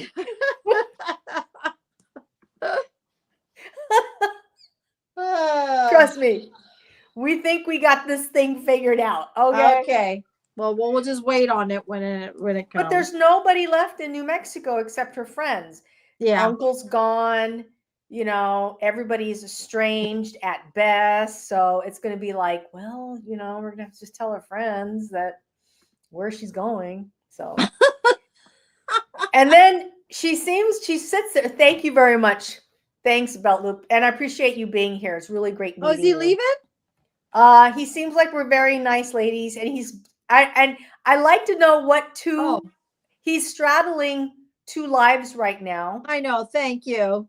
And I don't know whose other live you're straddling, but I'd love to find out. Because, you know, there's the I'm a 5Gs. nosy. Did you see the 5Gs? They're here. Yeah, the 5Gs are here. And you know me, I'm nosy. I'm like, but I'm listening to you and I haven't been looking over here. And I can't see here because it's real small. I'm just nosy. This is like all over the place. I don't want to know who else you're looking at. Yeah, but you know, and then mom and dad, they stayed together to the bitter end. And there's like drama. Well, not drama, it's an old story. I mean, this was in the 90s. Well, they were having marital problems. mhm. Dad decided to make his exit, however, still keep the house. Mom lived there. And blame me for it. Everybody else got blamed. But anyhow, then mom said this. I don't know if it's a good. curse. Okay, I'm just Beetle. gonna Okay, say Belt it. Loop, good. So mom says to dad, I know, you know, you got your other life going on and you're leaving me, but I'm going to tell you something. She said, I'm going to tell you something. You know how mom, I'm going to tell with a finger. I'm going to tell you something. We'll let you have it. She said, when you get sick and something happens to you, who's going to be there for you? You think it's going to be her? It's not going to be her. You're going to come here. Right. And I'm going to end up taking And care I'm of sure you. she was standing there like this. So it goes south, but let me just share. Dad got terminally ill for whatever reason. 1991, he found out he had leukemia. And when the time came, it was getting progressively worse. And 1997, he came back the last 2 years because he died in 99. Yeah. So he ended up coming back to home where mom was living, and mom ended up taking care of him Mhm. till the end. And I was there the last day dad passed away. Yeah. But mom took care of everything. And I mean, it was like, and that's how my attitude was when Carl decided he didn't want to be married with me anymore. I said, I'm Mhm. going to tell you something. You know what I mean? I said, and we got divorced. It wasn't any cheating or anything like that. But I said, regardless of what happens in life, I'm always going to be your wife. And wives stand by their family. So if Uh-huh. anything happens to you, I want you to know I'm probably going to be the last person you speak to when you leave. Right. Because, I'm going to be compassionate as dad was with mom, or mom was with dad. Mhm. Anyway, I don't know what's going to happen with that, but that's what happened. And, like I said, like they mom, were together to the bitter end. to then, and our mom was Greg and I and Megan went to go see our mom, and my mom does this. She didn't clean his butt. I cleaned his butt. I'm the one that had to put diapers on him. I'm the one that had to take him a bath. I'm the one. She shaved him. She took care. She washed his Everything. hair. She combed his hair. She made sure he was clean. She Yes. had to Clean the change sheets, him. make She sure changed that the he was sheets. bathed. She rolled him over so he didn't get bed sores. She took care Oh, of. we know. She lets us know that lady did nothing. I did this.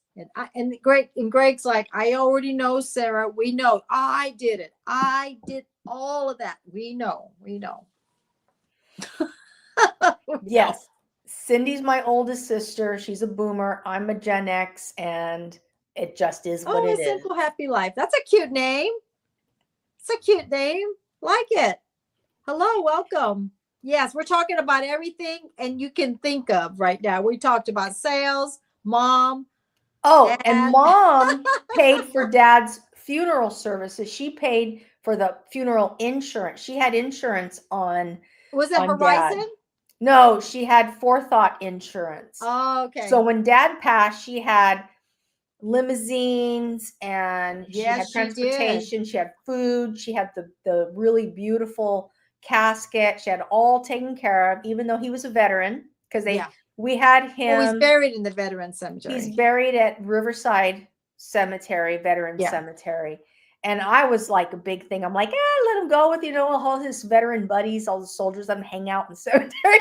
They all chit-chat talk there in the little chairs. Let him hang out with all his war buddies, Mom. Don't worry about it. Look at my flag. My flag's on the ground. Can somebody pick it up?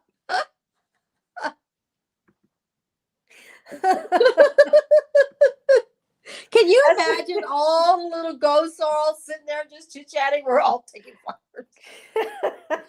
And it's very methodical. I don't know if anybody's ever been to a military funeral or a cemetery. It's very, but you're a number. It gave Greg tears in his eyes. I'll tell you that. You show up and then you're just a number. And I don't mean that in a bad way. Well, no, but when they did the guns and all that, it gave Greg, he had a tear in his eye. So they don't do the salute for every single funeral. They do it every hour on the hour. Yeah. While the cemetery is open. But it's just like this mass production of service. There's so many military men passing over the years.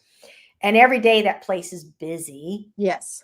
And when we went, it was like heightened. It was in 1998. There was it's like there's another one right behind them. It's like one's going, like you could see the other one coming in. It's a busy place. It was very busy, and it's big. I think it's the second largest in the country. Oh, it's beautiful though. It is pretty. Yeah. There's There's a lot of stuff that you can visit. But I don't visit it because of Dad and I, Well, I I'm hate just to say telling you. this, but we were going to go that day and Greg passed away. We were going to go take flowers. I still have the flag there. Oh, did mom give you the flag? No, we bought it. So Greg and Oh, I, okay. So Greg and I went to Albertsons like about a month before, our near Albertsons where we live, and they had the veteran out there. So I wasn't going to go take out money out of the bank. So I just, whatever I had, I was going to pour into the jar and they would give you a flag. Greg thought I was a little cheap. So Greg's like, you're not giving that. Because we're not going to pour some change in there. And I go, but that's all I've got because I don't carry money on me anymore. Everyone's got a debit card. So he took money out and put gave it in. because Greg came from a military family. He wasn't a military, but his dad, his uncles, they all were. So I still have the flag there. Well, we have a military family too. It was uncle and another uncle and grandparents. They were all in the military. Everybody seemed to have been in the military. At the time. Right. Yeah. But Greg didn't like it that I was going to go in my purse. Go here. And one thing about Greg, he was very, very good about giving, for the veterans, the what do you call it? They give the little red flowers and all that. Yeah, that's one thing. And I just remember I made a couple videos because I have dad's in registered photo when he was registered. I have that, his enlistment ID. And I still got the Korean money. Well, we still have letters, dad's letters. Yeah. When he was in the war, we still have them. Yeah. And all the letters have that little ridge on the side, the red, white, and blue. Oh, the little red. Yes. Back in the day. All of them still have the little ridge. I'll go get them. Hold on. If you guys want to see them. Let me go grab them. It's been a long time since I've seen them. I think those were the letters that he used to send to our mom. Our mom used, because a lot of women those days, they were dating military men. He was in the Korean War. And I also have the Korean money that he had. And then our uncle was in the Vietnam War. And then my dad's brother, Jim, he was in the World War II. So a lot of them were in the war, and all the women liked it whenever all the men would send them letters and let them know how they were doing. Yeah. It was a big thing in those days. It's kind of neat that our dad is buried at the cemetery. It's a beautiful place. They got waterfalls and it's gorgeous. It really is. But Lisa does have some of those. Those are all the ones that mom saved, huh? So this is it. Weird, huh? It's wrapped up in a...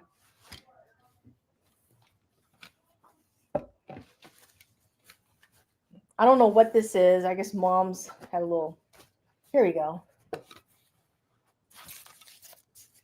Wow. She saved all those, huh? Mm-hmm. This one has what's the postage stamp? No, it's just says airmail, Okay. January 1952. Handwritten, and there's like yeah, I'm in California. It was free. I guess it was free for veterans. Some of them, they're all open, but you guys want to see this.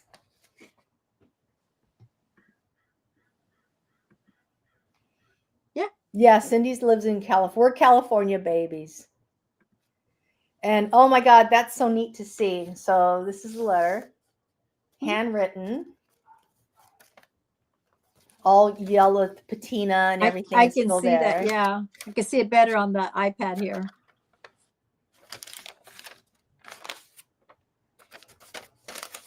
I got to try to. I don't know what order they're in. Look at the rubber band. Look how old the rubber band is. Yeah.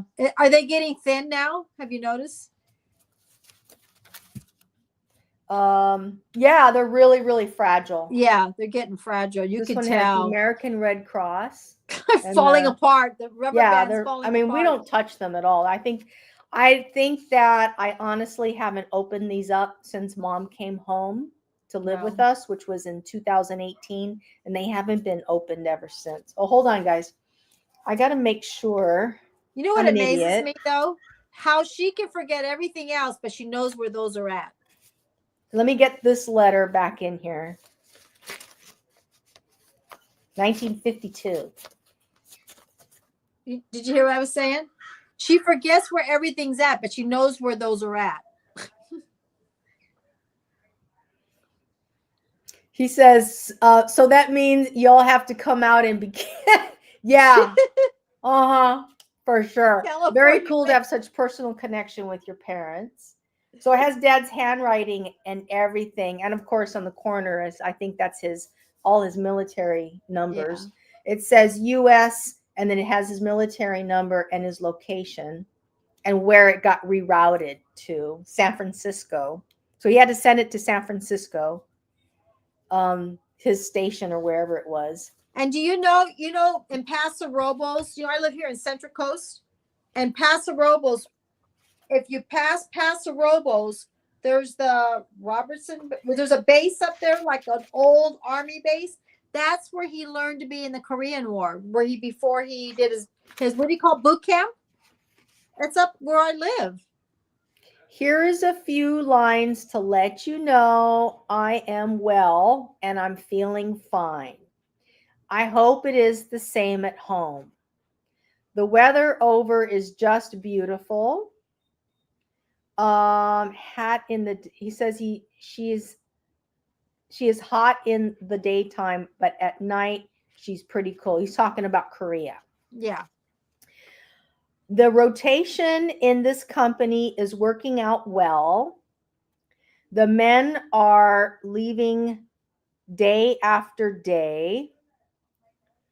They spent it to blank down in the next couple of months. I can't quite figure it out. My time is up in, he talks about his time. This is in March 6, 1952. My time is up in June, but I don't know for sure. I might leave sooner. I chose a new job now. I'm a radio operator for the company. Didn't know anything about this. The first time I'm reading this letter. First time reading something. First time I'm reading this. I'm a radio operator for the company commander. He is new. He's a captain instead of a lieutenant. And he is very nice with the men. Give my love to all and to grandma. I hope she is well soon. Your loving son. And my dad never used his name. He used the name given to him, which was a nickname. His nickname was Porky. Porky. So that he sent that to his mom. This letter was sent to mom. To Just thinking out loud, could you do a series of letters? That would be great. Yeah, we can do that. We can do like a couple each one. Did he send that to mom or his mom? His mom. These are letters to, it's all mixed. We can do that. Yeah. It goes, the address is to Mrs. Natalie was my grandmother's name. And then called her nickname was Nellie. Mrs. N. Gallegos. And I have to be very careful because this letter envelope is actually falling apart. Yeah, you can tell. Be careful. Do you have a picture of mom and him? I don't know. Hold on. Let me put all this back together. And nicely, because all of a sudden, have you ever seen people when things get old, it just disintegrates in their hands? No, I have to be very careful with these letters. So there you have it. It's not a lot. Dad, I remember Dad saying that he got chewed out by his commander because he wasn't sending letters, and got a letter back from his mom saying, I need to know if my son is okay. He's not mailing me. Oh, okay. So, and these are, I don't know who these people are. These are old photographs. But this is Okay, so grandpa. that's mom's. Okay, so that's grandpa's side. Yeah, That's this your is okay. So that's grandpa, that's my grandfather on my mom's side, and that's his Latino. mom. This is Jesus, That's right? our grandfather, And and that's that's great our grandma. grandfather's mom. That's So, your great grandmother. all Angelinos, and yes, the Latinos have been in LA that long. When Lisa says Angelinos, I'm like, who are the Angelinos? We're not Angelinos. I don't know where she got Oh, that. so Angelinos, isn't that a last name? I've always tried Like thinking about Angelino. content creation. Me too. They're talking about they're trying to think of creation. So I think that's great, you know. So here we have a topic and these old letters from dad. So do you So I have got to a be very picture? careful. Do you have a photo of mom and dad? Probably somewhere. I don't pay Yeah. attention. Mom's very bitter about dad. I want you to know that I had to rescue these letters. Because mom's done, she's done. We're lucky they're not in the fire. I was like, excuse me, what are you doing with those letters? Why are they like just sitting there? She's like, what are you talking about? Oh. And I was like, Yeah. you know, there's letters are not yours. The letters ours. are actually ours. Yeah. And if I choose to keep them, Then you're That's choose to. That's my right. job. So I said, give them to me. I'll take care of it. Oh, I got one more thing. Remember, mom, I'm the one that took him a bath. I diapered him. I did this. I think that's fine. I mean, you know, Yeah, but you don't like punish the kids. exactly. Then we And have we're- this. Hold on. And we're the kids. We are the kids, right? I hope you guys are all having a good time. We're doing something a little different today. What is that? Oh, wow.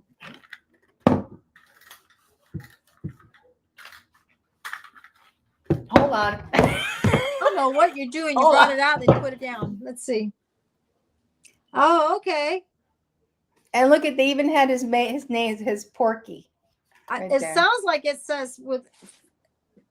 I need to get some more water. I can't read what it says, Lisa. You have the. Oh, there it is. Porky. His name was Porky, Pork Chops, Red, Harold. Was there another nickname? Hey, Porky. Hey, Pork Chops. Hey, Red. So, and I'll give this to Cindy because I'm not keeping it. I mean, I just have it, but I'm not really hanging it, you know.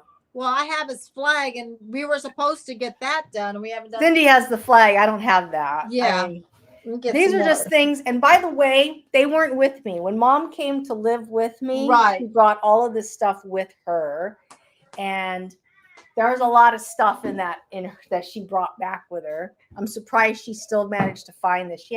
Mom had so much stuff in the house in New Mexico.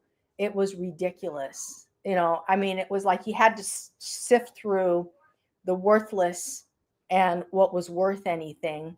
Then we ended up just bringing it all home. And she had stuff that was in lock boxes. We had to break them open and found out that there were family heirlooms in there, like these letters. And, you know, we had to just go and run. And she was like very, very careless about things. But she was in her 80s by that time. So, and I decided I took this and I put it in my drawer in my room, my husband and I. And this is the first time I took it out I didn't even open it. I didn't open it at all, but I knew that I saw them. She had them in a bag, like a Target bag. Can you imagine? And I'm like, what is this? And why is it in here? But she had it still wrapped up in this thing, but she had it in a Target bag just with other stuff. And I just said, you know what, just give it to me. I'm going to take care of it. And I did, and I just put it in the drawer and left it there. So, and then, you know, gave Cindy all the other stuff that dad had. Yes, I actually can imagine. Thank you. You know, I can't find And- my sweater. It's getting cold. But yeah, that's an interesting story. It's the first time I ever read a letter from this batch. And we also get, because Lance is a counselor, we get some letters from people in prison that he's helping get on parole. And so he counsels them. He gets phone calls to the house, not our house, but he gets phone calls to his cell phone. And all the calls are monitored, but there are calls from guys in prison calling Lance saying, hey, for like a weekly or a monthly counsel call. And he talks to them and he shares with them about life and what they can do to live and work on their chronos and also work on their parole board hearing. And they're in prison. Yeah. So he understands. Yeah. Oh, yeah. Yeah. And so they call him for counseling. That's nice. And all the conversations are listened to, they're recorded. And he just yeah, shares, that they do. Yeah. Yeah. And so he has to keep everything on the up and up and talks to them and says, how are you doing? What are you working on? What is it that you need? And he works with them. So I can't find my sweater. I'm like freezing. It's getting cold out here in Central Coast. It's starting to get cold in the morning. I turned on the heater for the first time. So I can't find it. So that's about it, guys. I don't know. Anything else, Cindy? Yeah, I got something else. Uh-oh, here we go. So what is Central Coast? Okay, so California is divided in two divisions. There's Northern California and Southern California, but anything in between, and that is Santa Barbara County. Santa Barbara County to Santa Barbara Bakersfield. County goes all the way up to Santa Maria. And then from Napomo becomes San Luis Obispo County, all the way up. And then it goes into Northern California, like going towards Santa Cruz. And after that, I don't even know. Let me look at the California map. So we have Southern California, Central California, and Northern California. And ooh, it's cold. Here it is. So, hang on a second. So I'm down here in the communist portion of California. I live in Southern California. Cindy lives in the neutral zone. Lots of farmland, Central California. And then Northern California is the okay, so Northern California, we're going to have to like restructure this, the definition, because everybody thinks Monterey up is all liberal, right? Communist. But then you go up into Redding. Yeah. And then you go up into Redding, and Redding is a bunch of, like conservatives up there. Okay. And it's a very pretty state. We all have our stereotypes. I'm at farmlands. When I first moved out here, I came from like, a city life. I was like, Wrangler jeans. I was like, stereotype. Come on. I know you think it. The honest truth, this really happened. Don't lie. I'm not into Don't lie about Loop. I know you think it. I know, but it was like Wrangler jeans and boots. Rodeos. I'm like, I'm from like Guess jeans. I mean, Levi's 501s. So anyways, we never, I'm being really nice. When we came from Orange County in LA, nobody looked at Wrangler jeans. So I come over here and it is Wranglers everywhere. I was like, Wranglers popular? Where did they become popular? And then, everyone's wearing boots, right? All the stylish leather Wranglers and Levi's. Levi's, I knew, but nobody wore Wranglers, but cowboys do. You know what I'm saying? And I was like, oh, that's right. I'm in a cowboy town. So, it was They're not worried about, guess jeans. Well, where you are, they grew strawberries and Cabbage strawberries, and cabbage, lettuce, right? But we're lettuce. talking about, everyone's wearing, women, everyone, Wranglers. I mean, I was like, I was used to designer names. I guess it's designer name here, but it wasn't designer name to me. You know what I'm saying? So, anyways, I always wore dad wore Levi's 501s. It was Levi's, right? In our house. I was a wasn't 501. that I was wore it. 501. Right. So, anyways, so I come up here and boots. I always used to different kind of boots. I was like, I go, what kind of boots are those? They were like round boots, like a round type of boots. I don't even know what you call them. I can't even remember anymore. And if you ask Megan, Megan's like, what boots, Mom? I go, they're like round boots. Uggs. Uggs is real popular up here. It's just a different life. It's a different life. So it's called a city girl brain that dresses city life into a farming area. Well, Michael Jackson lived up there too, don't forget. Nah, but he moved lived in up San there. Ynez. He still was close to the city. He was like Santa Barbara. Oh God, what is that? What are those boots called? I'm going to find out right now. Let me find out. And Michael Jackson lived up there because he liked that hometown feel, and everybody treated him like a normal human being and didn't bother him. And he raised his kids up there in Santa Ynez at the ranch, right? Mhm. Yeah. Yes. Lisa knows more about that than I. Like, really, Lisa? But, we're the generation where at one point, you talk about, okay, here's a thing that people don't know about. Let's just talk about it. Yeah, let's go. Cindy and I grew up in Whittier. It's a town in Los Angeles. It's a small, like, Quaker town, but it's a sprawling city now. But it's a big city now. But the person who went to college there at Whittier College was I know what President Nixon, who's a Republican. He became president, so he was from Whittier. Okay, Roper's boots. Ropers. The Ropers. Okay. They look like, like they tie up, and then some have like a little tongue, kind of like looks like that. I was like, what are those? Called Ropers. You can see, Cindy and I talked about this, Cynthia. He goes live once a week. So you and I were thinking about going live once. We're going to talk about that next. Yeah. So when I moved up here, okay, let me tell you another thing. When I moved up here, wineries were not here. It was cattle, pigs, chickens, and vegetables.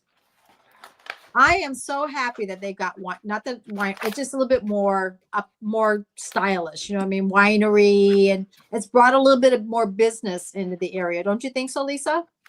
Oh my God. Well, yeah. I mean, Central California is like one of the best wine growing regions because in the the world. wines were in Paso and a few places. Now there's wine everywhere. So your Saturday, October 25th, his time is 6:30 our time. Oh, am I missing something here? I guess I am. Yeah, I want to be respectful. Okay, well, I was looking at boots. So I was trying to find out what I was talking about. Cindy's looking for the I was like, the I lace don't even know ups. what's I know going on exactly now. what you're talking about. So 6:30 p.m. there's a live stream belt loop.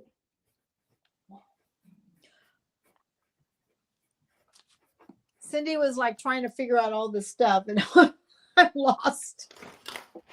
So I have it down. And Oh, this is he talking about he goes live on Saturday? yeah. All right, I need to get a pen here. This I got is my all these- content calendar I got a ton of makeup brushes here. right here. Let me find my. Hold on. Let me find my pen. And you're in where? Mississippi?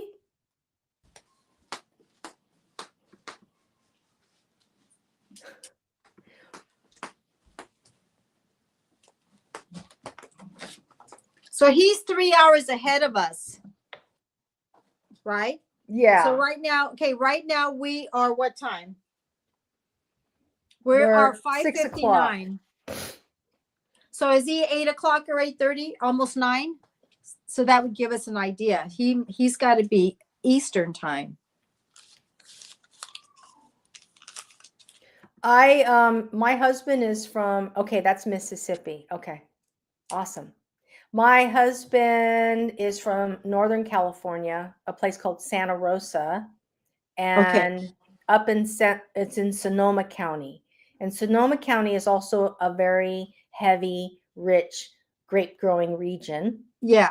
And Cindy and I have gone wine tasting up there with Not our husband. Sonoma. That's Sonoma. You went to Los Olivos. Oh, so it'd be 5:30. Okay. So we put 5:30. Okay. Yeah, but we went to Sonoma when we visited the redwood. Oh my God, you're right. So Lisa's husband is from where? Sonoma. Santa right? Rosa, that's Santa in Sonoma Rosa. County. And we went, you know what? You're right. Does she still lives up north? Who? The person that you're talking to. I can't see I don't see it on my side. Hold on. No, Belt Loop lives in Mississippi. Right. There's a Santa Rosa County in Florida. Oh. Okay. No, Santa Rosa in California is in Sonoma County. Right. It's up towards San Francisco. North of San Francisco. Oh, you're talking okay, Belle. Okay, I'm like all confused here. There was somebody here before. I'm like, geez, where was I at? I was thinking about ropers. Yeah, there is a 3-hour difference. I'm gonna just check it out. I know that it'll, whatever the time frame will be, we'll make sure. Okay, so you're gonna be live. You're gonna be live on Saturday night, right? Belt Loop says he's going to be live. We can watch his live stream at 6:30. Right. I'll still tune in at 5:30 just to make sure the time is right. Okay, that's what I'm saying. Because remember what happened to me? I was doing something in New York time, and I was supposed to be on their Zoom call. I kept missing it. I'm like, you didn't show up. She goes, I'm in New York time. Just like, oh, that's right. That's right. Okay. So he's not in Eastern, he's in Central. Got it. I know. I get confused. Zone later. We're Central time, right? No, we're West Pacific. Coast. Pacific time. So We have there's Eastern time, East, Central, East, Central, and Pacific. and Hawaii time is 3 hours. You know, I never behind us. realized that. I never realized that. Because when you talk to people are like, oh my God, what are we? But like a lot of people that do YouTube, Zoom calls, they get to understand all that because you have to know everyone's times. Isn't that the truth? It really is true. And do you guys only live stream on YouTube? Just curious. Well, I don't do TikTok. Lisa does TikTok because I don't have enough hours on TikTok or subscribers or whatever. I posted over on Rumble as well, but a lot of people are coming back to YouTube after Rumble now. They're getting let back on. And a lot of them now are saying how much they love YouTube over Rumble. So I hate the commercials on Rumble. They suck. I don't really know too much about Rumble. I never watched it, but it's the weirdest thing. TikTok, I don't know. I do a little bit in TikTok, but I don't have enough followers. But I put more time in YouTube. I do. I put more time in YouTube now. It's just a lot because I'm not, I don't want to be working from 6 a.m. in the morning, 9 o'clock at night. It's a lot of work. Doing all this. I'm excited. Yeah. Okay. So we're going to talk about something. So I'm not trying to change the subject, but I got my Dollar Tree haul. I'm doing my makeup tomorrow. I'm doing my nails. Cindy's got a busy week this week. Who shops at Dollar Tree? Anybody shops at Dollar Tree? So anyways, I needed trash bags. I got Good Sense drawstrings, tall kitchen bags, Moonlight Magic scent. Let us So know how in they our work. household, we never have the right trash bags. Even when Greg was here, the trash bags are either too tight. It says, but only 8 hours on Sunday. So what do you mean by that? I'm trying to Working figure- his work. Oh, she shops at Dollar Tree. So this is supposed to have a scent. So in our household, believe it or not, we never have the right trash bags for our trash can in the kitchen. And we have a little Dakota that has these little teeth, and she loves to go ding underneath. It's got a nice scent to it. Not a whole lot, but for $1.25, it's going to work. So bird seeds go in here, trash goes in here, and so I bought some of that. Bought my Reynolds wrap. This is for every day, 15 square foot. I buy a lot of household items at the Dollar Tree. Got it. And I'll tell $1.25. you why. If you go to the store just to get these things, they're expensive. They're like, I went in and we were paying $7, $4, $5, $10 to buy trash bags. You got to go to Costco. I know. She's mad at me now. But let me explain something, because remember, it took me forever to do my toilet paper demo. Megan and David, okay, my daughter and her boyfriend, they live with me. They do everything online, everything. And every time I do everything online, I forget. I didn't get this. I didn't get that. I forgot that. So Megan tells me, write a note. So I've been writing notes. I like going in person so I can see things. It's taken a while for me to do things online because I'm the visual person. But the right? thing is, Cynthia, is that when you get your car, you can do your own shopping. I'm going to do that. That's why I'm taking my car in. Okay. So I got foil. I got slippers. Those are not going to last long. Okay. All right, let We're me gonna tell you last a what. couple. I'll tell you That's why gonna I be got two my in. dollar slippers. That's going to So be two uses. I go into Macy's, right? You know, remember the pretty slippers that were like blue and white? We would buy for our mom, and they got, remember, they're like furry and soft, and you can't find them anymore. So I work at Macy's, right? So I go down into Macy's and I go in the slipper department. I go, where's your slippers? She goes, those are them right there. I go, they're Uggs. I go, they look like shoes. And she goes, all those beautiful slippers that we used to buy, they're hard to find nowadays. And there you go, old school. And so I need slippers, right? I'm walking around with shoes and slip-on sandals. You know what I'm saying? And my feet are cold in the morning.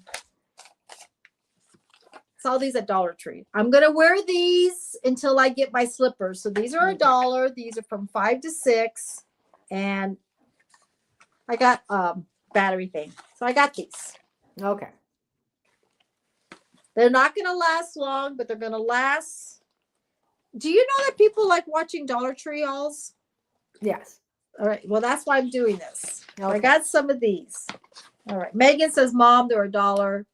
That's my daughter. Napkins. I will not buy napkins anymore at the grocery store. $1.25, 150 count. Now let me explain something. These are thinner. They are thinner. But you throw them away. That they get the job done. They get the job done. You go to Albertson, they used to have them for $1.89. Then they went to $2. Then they went to $3. Now they're $3.99. And since Greg passed, I'm being not that I'm being frugal, I'm just being more aware. Batteries. They're empty. They're for my light. Okay. So I can turn them on. But I'm going to be honest with you. They were like, these were $1.25. They're called AAA circuit super heavy duty batteries. And they work. This is, but I'll be honest, they don't last as long. They don't But last they long. work. Right. That's the thing. Right. Okay. But I don't want to spend $10 on batteries. Got 2 of them. Bought these for the toilet. So these were $1.25. These are called Blue and Bleach. Remember the little man that used to be in the toilet bowl? These are taking the place. I mean, in the Dollar Tree. Nice. So I was watching another Dollar Tree haul. Toilet bowl cleaner, fresh scent, and you're supposed to put them in the tank. So one time I bought some of these from the grocery store many years ago, and I did it completely wrong. I threw them in the toilet. And Greg goes, no, those go in the tank. We had mush in the toilet for like...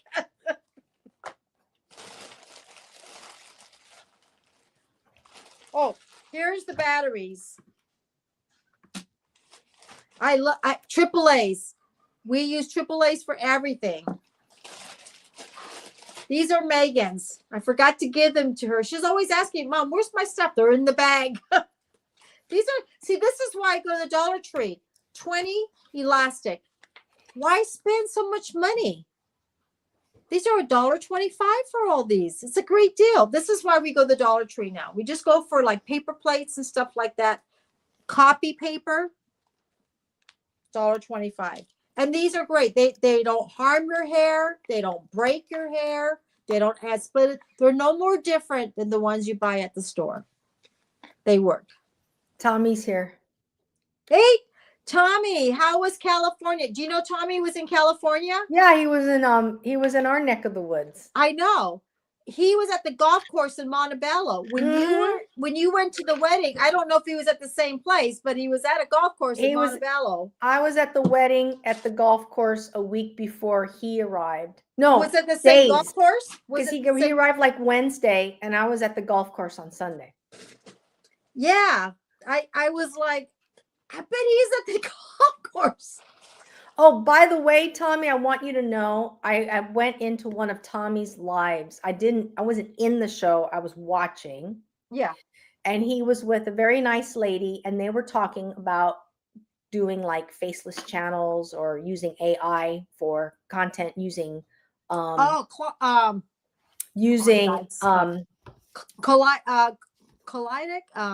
It was somebody, and they were using Canva.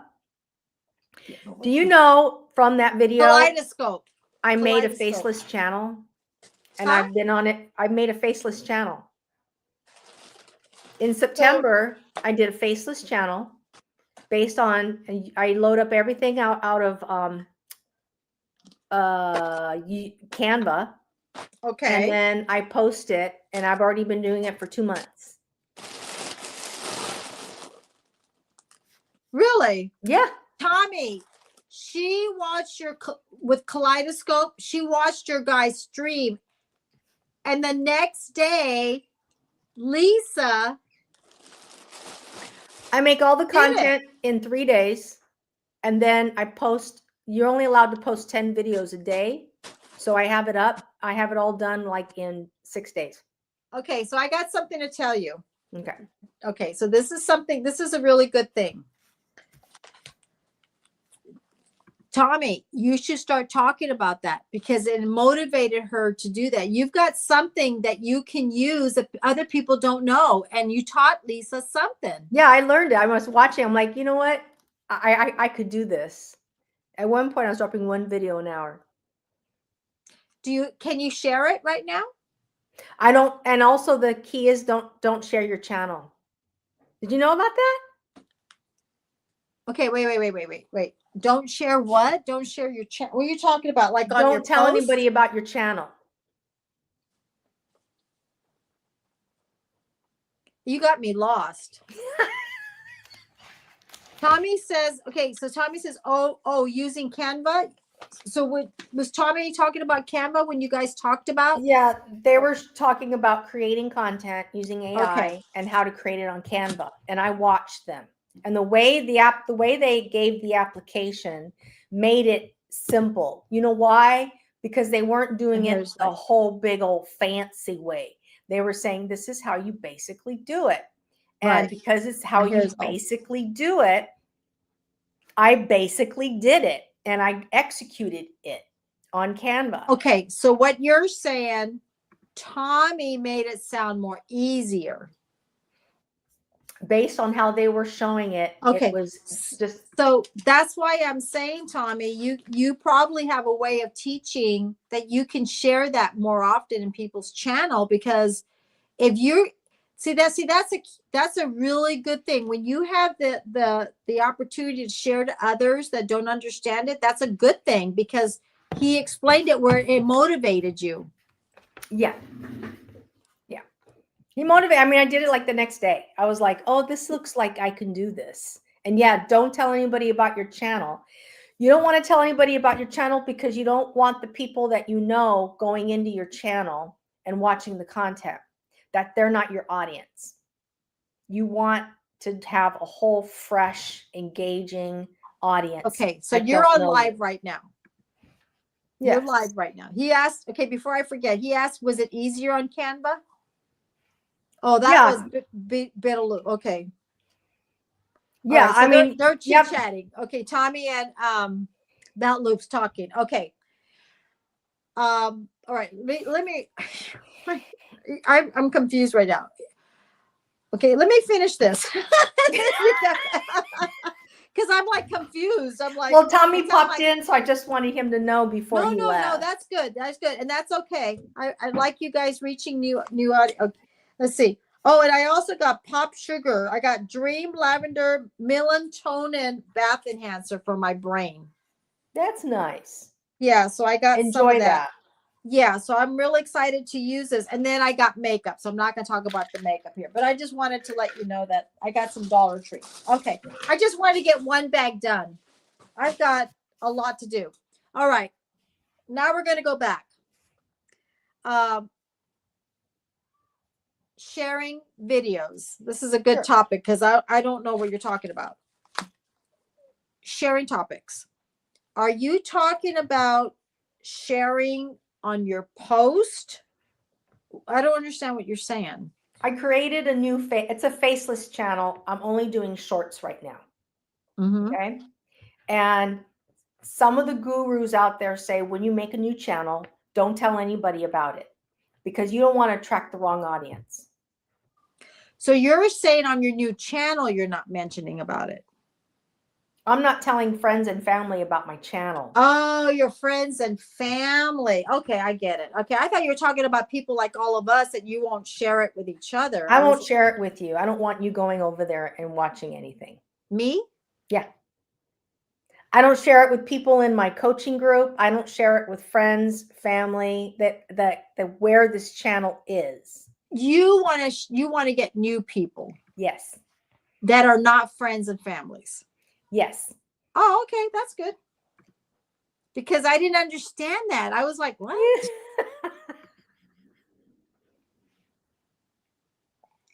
It won't rely. The point is, if you're trying to start a new channel, it won't rely on the algorithm. I don't think that's entirely accurate. Probably not, but I'm doing it anyway. Are just you did it. testing? Are you testing? Yeah. Well, okay, so so I don't know if you know this because I'm going to say it right now. So remember I mentioned in the past, I try to go from A all the way down to Z and see everyone's channel to see, what's, because sometimes when you get busy, you don't get a chance to see everybody. Do you know, I found people that haven't made a video for 3 years. Yes. 3 years. I was like,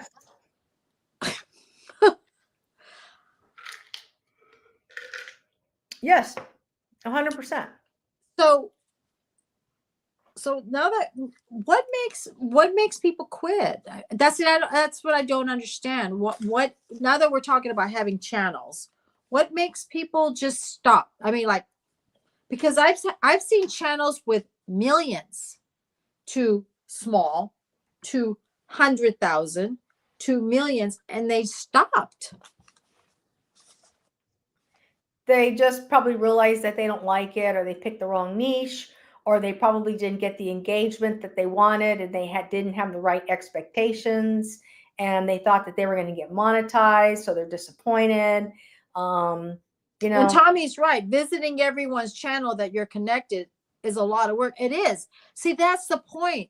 Because you do hear people say on that if you don't go say hi to them, you know, they think that you're not seeing them. And it's just like, well, you know, after a while, you can't see everybody anymore. I mean, it's a lot.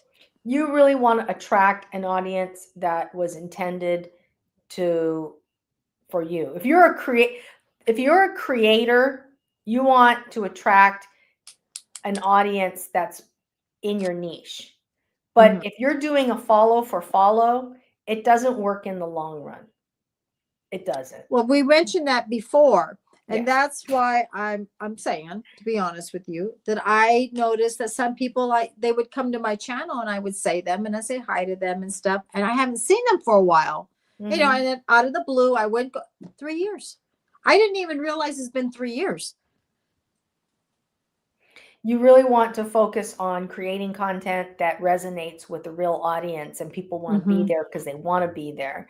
They don't want a follow for follow, even on TikTok, is really F's up your algorithms. And I don't think sometimes people realize that. That's where I'm just getting at. And I didn't even know. I didn't pay attention until one day I just said, well, I'm just going to go say hi. You know, you go click on it and then you start looking and you're like, it says there how long it's been. And I didn't even know. Yeah. That's why it's important to stay consistent and, you know. Well, I'm consistent doing my videos. I'm talking about not seeing somebody. Well, maybe I'm not making sense. Well, I think I told you a long time ago, be a creator, not a consumer. If you're creating content, you don't really have time to watch other people's content. Now, the reason why I ran into Tommy's content is because there are times when I watch how-tos. Like, do it yourself. How to create a faceless channel, or how to create content, how to engage. Sometimes I'll watch those, and so the algorithm attracted me to that video, that live, and plus he's and to Tommy's channel, and I saw that he put announcements saying he was going to be live. I told him I was going to show up. I showed up that day. I showed up late, but at least I got shorts get subscribers. They do, but a lot of the people who watch the shorts don't watch your long form content. Watch why you want to watch. Exactly. I've heard that too. See, I don't know if there's a right and wrong, or right and wrong and wrong and right. I don't know. Because I just. Let me share with you. I'm not going to tell you what my faceless channel is. No, it's okay. You don't need to tell me. Let me go into my studio. Switch account. So without announcing to anybody, my videos are doing very well. And I've only been doing it a month, September, October. We're talking about all a month of September. Okay. Half of October. I have 23 subscribers. I have a total of 6,400 views. And I have watch time hours, 8 hours, almost 9 hours. And I've only been on it now, it says 28 days. Well, no, I mean, how long? About a month and a half. And I spend 2 or 3 days creating the content. This is when I started. And I spend 3 days loading it up. I do one short form piece of content every single day. And I'm done with it. And if I keep it up, if I were to sit, buckle down and spend time, I could upload the entire year So you're in a month. testing right now. You're testing to see how it goes. Yeah, I'm having fun with Okay. it. And there's nothing wrong with that. That's a good thing.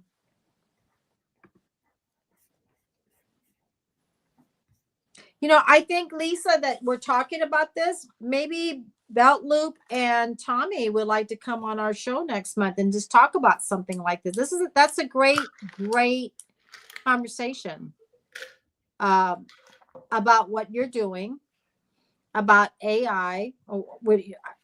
I'll be honest with you.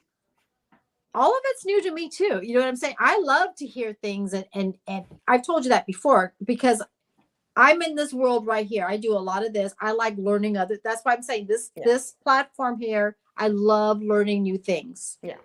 That's what I've said. And you know, maybe they would like to come on our show. We can all talk. You know what I mean?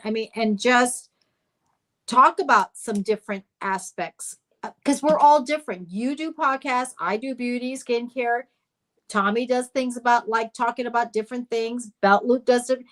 I think something like that is good to have a variety of people on live, just to give interaction on different aspects. So one of the people that I follow, and I haven't bought anything. This is the thing. They've liked to sell their courses, but I haven't purchased anything. And one of the persons that I follow, and Tommy would know who he is, his name is Matt Parr. And he's a guy who apparently says he created a bunch of faceless channels. And he posts a lot of how-tos and how to grow different channels. And so I just grab what I find pertinent and then I use it. But when I saw Tommy, and I believe, yeah, you're right, I think it was Kaleidoscope, talking about Canva, I said, you know what? I'm just going to use Canva. I pay for it, $15 a month. I might as well just use it. And once you get in the repetition over and over again of doing something, you get more and more used to it, and it gets faster. At first, it was slow. It took me several days. But now I realize, now it took me only 3 days. And then next month, or if I start up tomorrow, spend 2 hours for the month of November. I wonder how long it's going to take me to create all that content. Maybe just 2 days. But also Tommy's done some like learn how to be like a real you know, when people do acting, he actually not acting but like filming. He's really pretty. I mean, I've seen, you know, that's what I do, so I see how it looks. And he's also built a community around it. Yeah, but he can build more to it too. Well, you know, I mean, it's up to them if they want to come on next week, because what's going to happen, you guys, we're going to start doing once a week because Lisa works at Target. Christmas is coming. Part-time. Yeah, but my flex becomes full-time when it's Christmas time, because that's when I make most of my money on fragrances. So if you and Belt Loop and Tommy, if you guys want to come in at 4:00 with Lisa and I next week and just chit chat about the different things that Lisa's talking about, let us know, and you're more than welcome to be a guest in our show, because I like listening. I like learning. Because I have a little group that I talk about, but it's always good to learn new things. Yeah. I mean, you know, you never know if you ever want to build a faceless channel and see what happens. So he's saying he can only go on Saturdays. Okay. Belt Loop says Saturdays. Well, at least I can be there watching Belt Loop's stuff, period. You know what I mean? Yeah. And give him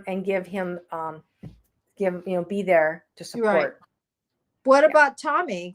What's your schedule, Tommy, for next Tuesday? Is it, you said, Lisa, Tuesday? We're doing Tuesdays only. Yeah. And don't forget, I started a new podcast called Midlifer Gone Digital. Okay. So what Lisa's saying, I do. I invite like midlife people in midlife, and they come on, and then you can invite me. I'd be happy to be a guest. Okay. So if you guys can't do, so Lisa's got a podcast including on Friday. We can all show up on a Friday on Lisa's podcast. I don't mind talking about different things. I'm very open-minded. I had an So- on-demand T-shirt maker on a couple weeks ago. I had an email marketer on the show last week, Mhm. and a guy who does TikTok shop, and he Yeah, does. yeah. I had Okay, Tommy says day and time. He's open. That Okay. Loop says Saturday at 8:30 is. Oh, I don't know. I guess they're talking to each other. I don't know. I get in the conversation. It's not even me. You know me. I'll tell you what. Why don't we I'll show up to Belt Loops Saturday live. But he Okay. also said something about Mad Dog. I don't know who Mad Dog is. I'll figure that out, and then I'll send that out, and then I'll look and see what the schedule looks like. Okay. Can you guys do me a favor? Lisa, put What? your YouTube email address so they can connect with you. Do you have an email address? Yeah, but I'm not going to put it on here. Just send me a message. Okay. Tommy and Belt Loop 29. Oh, hang on. I'm like doing all the talking here, but I don't think anybody. That's fine. Let them enjoy. They're having a conversation. Okay, that's fine. All right. So I know, let them have all of a sudden we'll be gone. They'll be like, what happened to those two? Where'd they go? Anyways, so how is your podcast doing? Doing great. I love talking to people. People love talking about their stuff. Like Lauren loves to talk about AI. And my t-shirt guy, who he's talking about, he has his website together now. So I can create my t-shirts and sell some shirts. You know what I mean? Put some merch out there. And I talked to an email marketer. He's a stay-at-home dad. And he does email marketing, which I thought was a dying, a make money online dying concept. And he's like, oh yeah, I do it all the time now. He does it all the time. He does a number of other things. He does do a little bit of MLM. I'm not a big fan. I think he was okay. So I'm being nice. I think he was kind of talking about his business because I think he was trying to sell it a little bit. His platform, though, I don't blame him. He wants to talk about his business. I invited him on the show. I thought, and he was honest about it. That's what's great. I thought that was. I think when people get hooked in this MLM, they're always trying to sell it. You know what I mean? Because that's how they live. Yeah, but I it was understand interesting. that. But it was interesting that you only pay so much a month. What was it? Vitamins? Yeah, it's vitamins, Yeah. and he says he pays like $50, and then that's what you sell is the access to the subscription. You know, Right. And I thought that was pretty cool. I mean, that part I liked, but Yeah. I'm sure there's an entrance fee, and then it becomes $50. There's always a catch to everything. Yeah, and I'm not into MLM. It's not my thing. Yeah, it sounds like Amway. Yeah.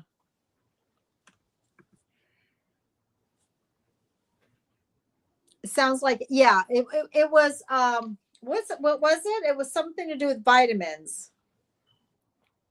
Yeah, he said they sell vitamins, a membership type of club, and they sell vitamins. Tommy says you're in Montebello. We're not in Montebello. I'm in Long Beach. Cynthia's in Central. No, but what happened was, Tommy, our grandparents had a house in Montebello. So when we would go to Montebello, we'd go visit our grandparents, and our uncle lived there. So my mom lived there in Montebello. I stayed in my dad and my mom when they had me. We were there for a year. So Montebello is like a second house. for her. Yes. Yeah. And then Lisa was just raised in Whittier. Yes, Montebello is nice. It's a nice place. Our grandparents had a gorgeous house there.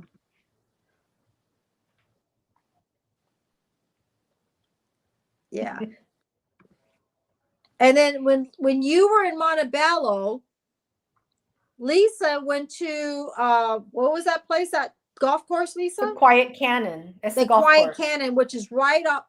So our dad friends used to live right by the Quiet Cannon. They lived in those apartments right there.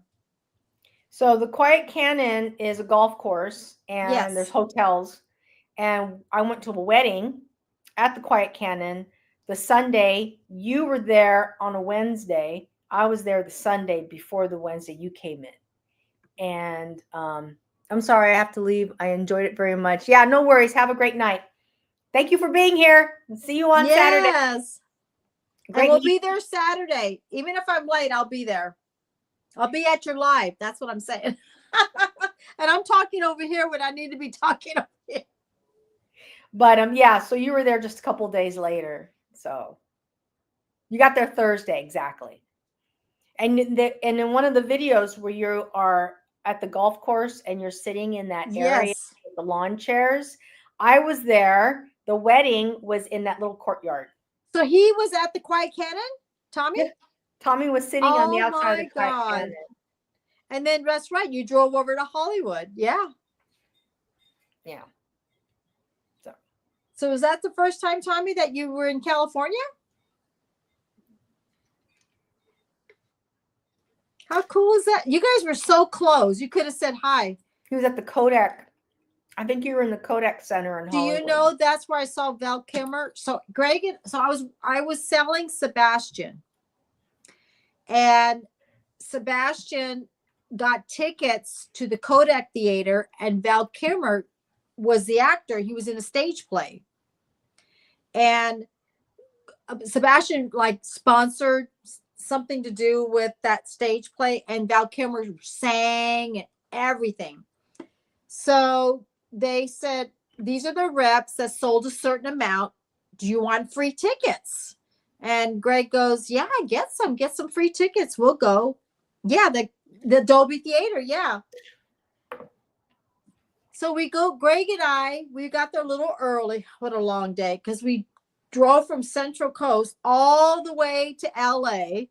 And we drove home that night. Oh my God. So anyways, we go to the Kodak Theater. We find out we wanted to get there a little early. We went to go have dinner around the corner, and guess who shows up?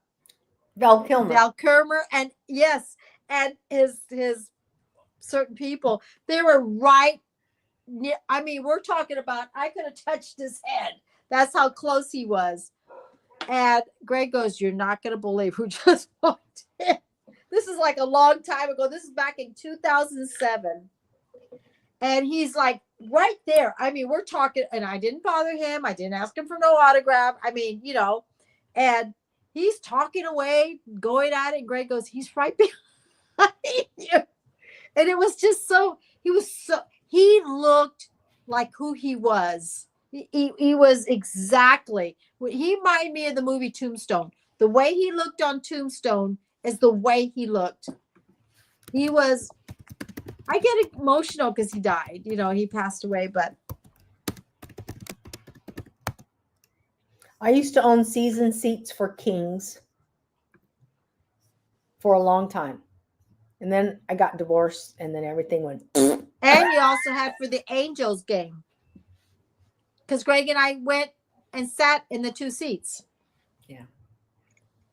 And we had season seats at Angel Stadium. Yeah. During their heyday. So anyway. Well, I'm hungry. I got to go eat. And Tommy, we appreciate you coming in. Okay, so I'm going to say before we go, we got to be nice how we leave. Lisa and I next week, we're going to be here next Tuesday. Christmas is coming. So starting the week after, we're going to do next November. week, Tuesday and Thursday, but November, we're going to be on Tuesdays because Christmas is here. And I'll be honest with you, I'm going to get as much as I can and make some dollars and keep myself busy through the holidays. And the stores are already putting up the Christmas decor. Well, they are, but I always try to get. So Tommy, if you would like to come on our next Tuesday or next Thursday, and you'd like to make an appearance and talk about what you were talking about on Kaleidoscope, because you inspired Lisa, and Lisa called me up about it. And then she was real excited. You want to be a guest, let us know, and we'll send you a link for next Tuesday at 4, and then Thursday at 4, and then after that it's going to be every Tuesday. Yeah. Okay. I want to say thank you to all my friends. I want to say thank you to everyone that showed up. And okay, you're down. You're good. Okay, so next Tuesday at 4:00, we'll send you a link. Come to our live, and we'll talk. We'll have you on. You're such a nice guy. You can come on anytime. You know that. But for sure, next Tuesday, 4:00. All right. So I want to say thank you to all my friends on Facebook. And thank you to everyone that showed up today. It was a lot of fun, all of you. And we will see you on our next live Tuesday. We're going to have Tommy Kenyon with us next week. He's going to talk about some things. And what does that say? 4 parts, 6 cents? Okay. 4:00's good, right? Yes, 4:00. Bye, everyone. Bye. Take care. Bye.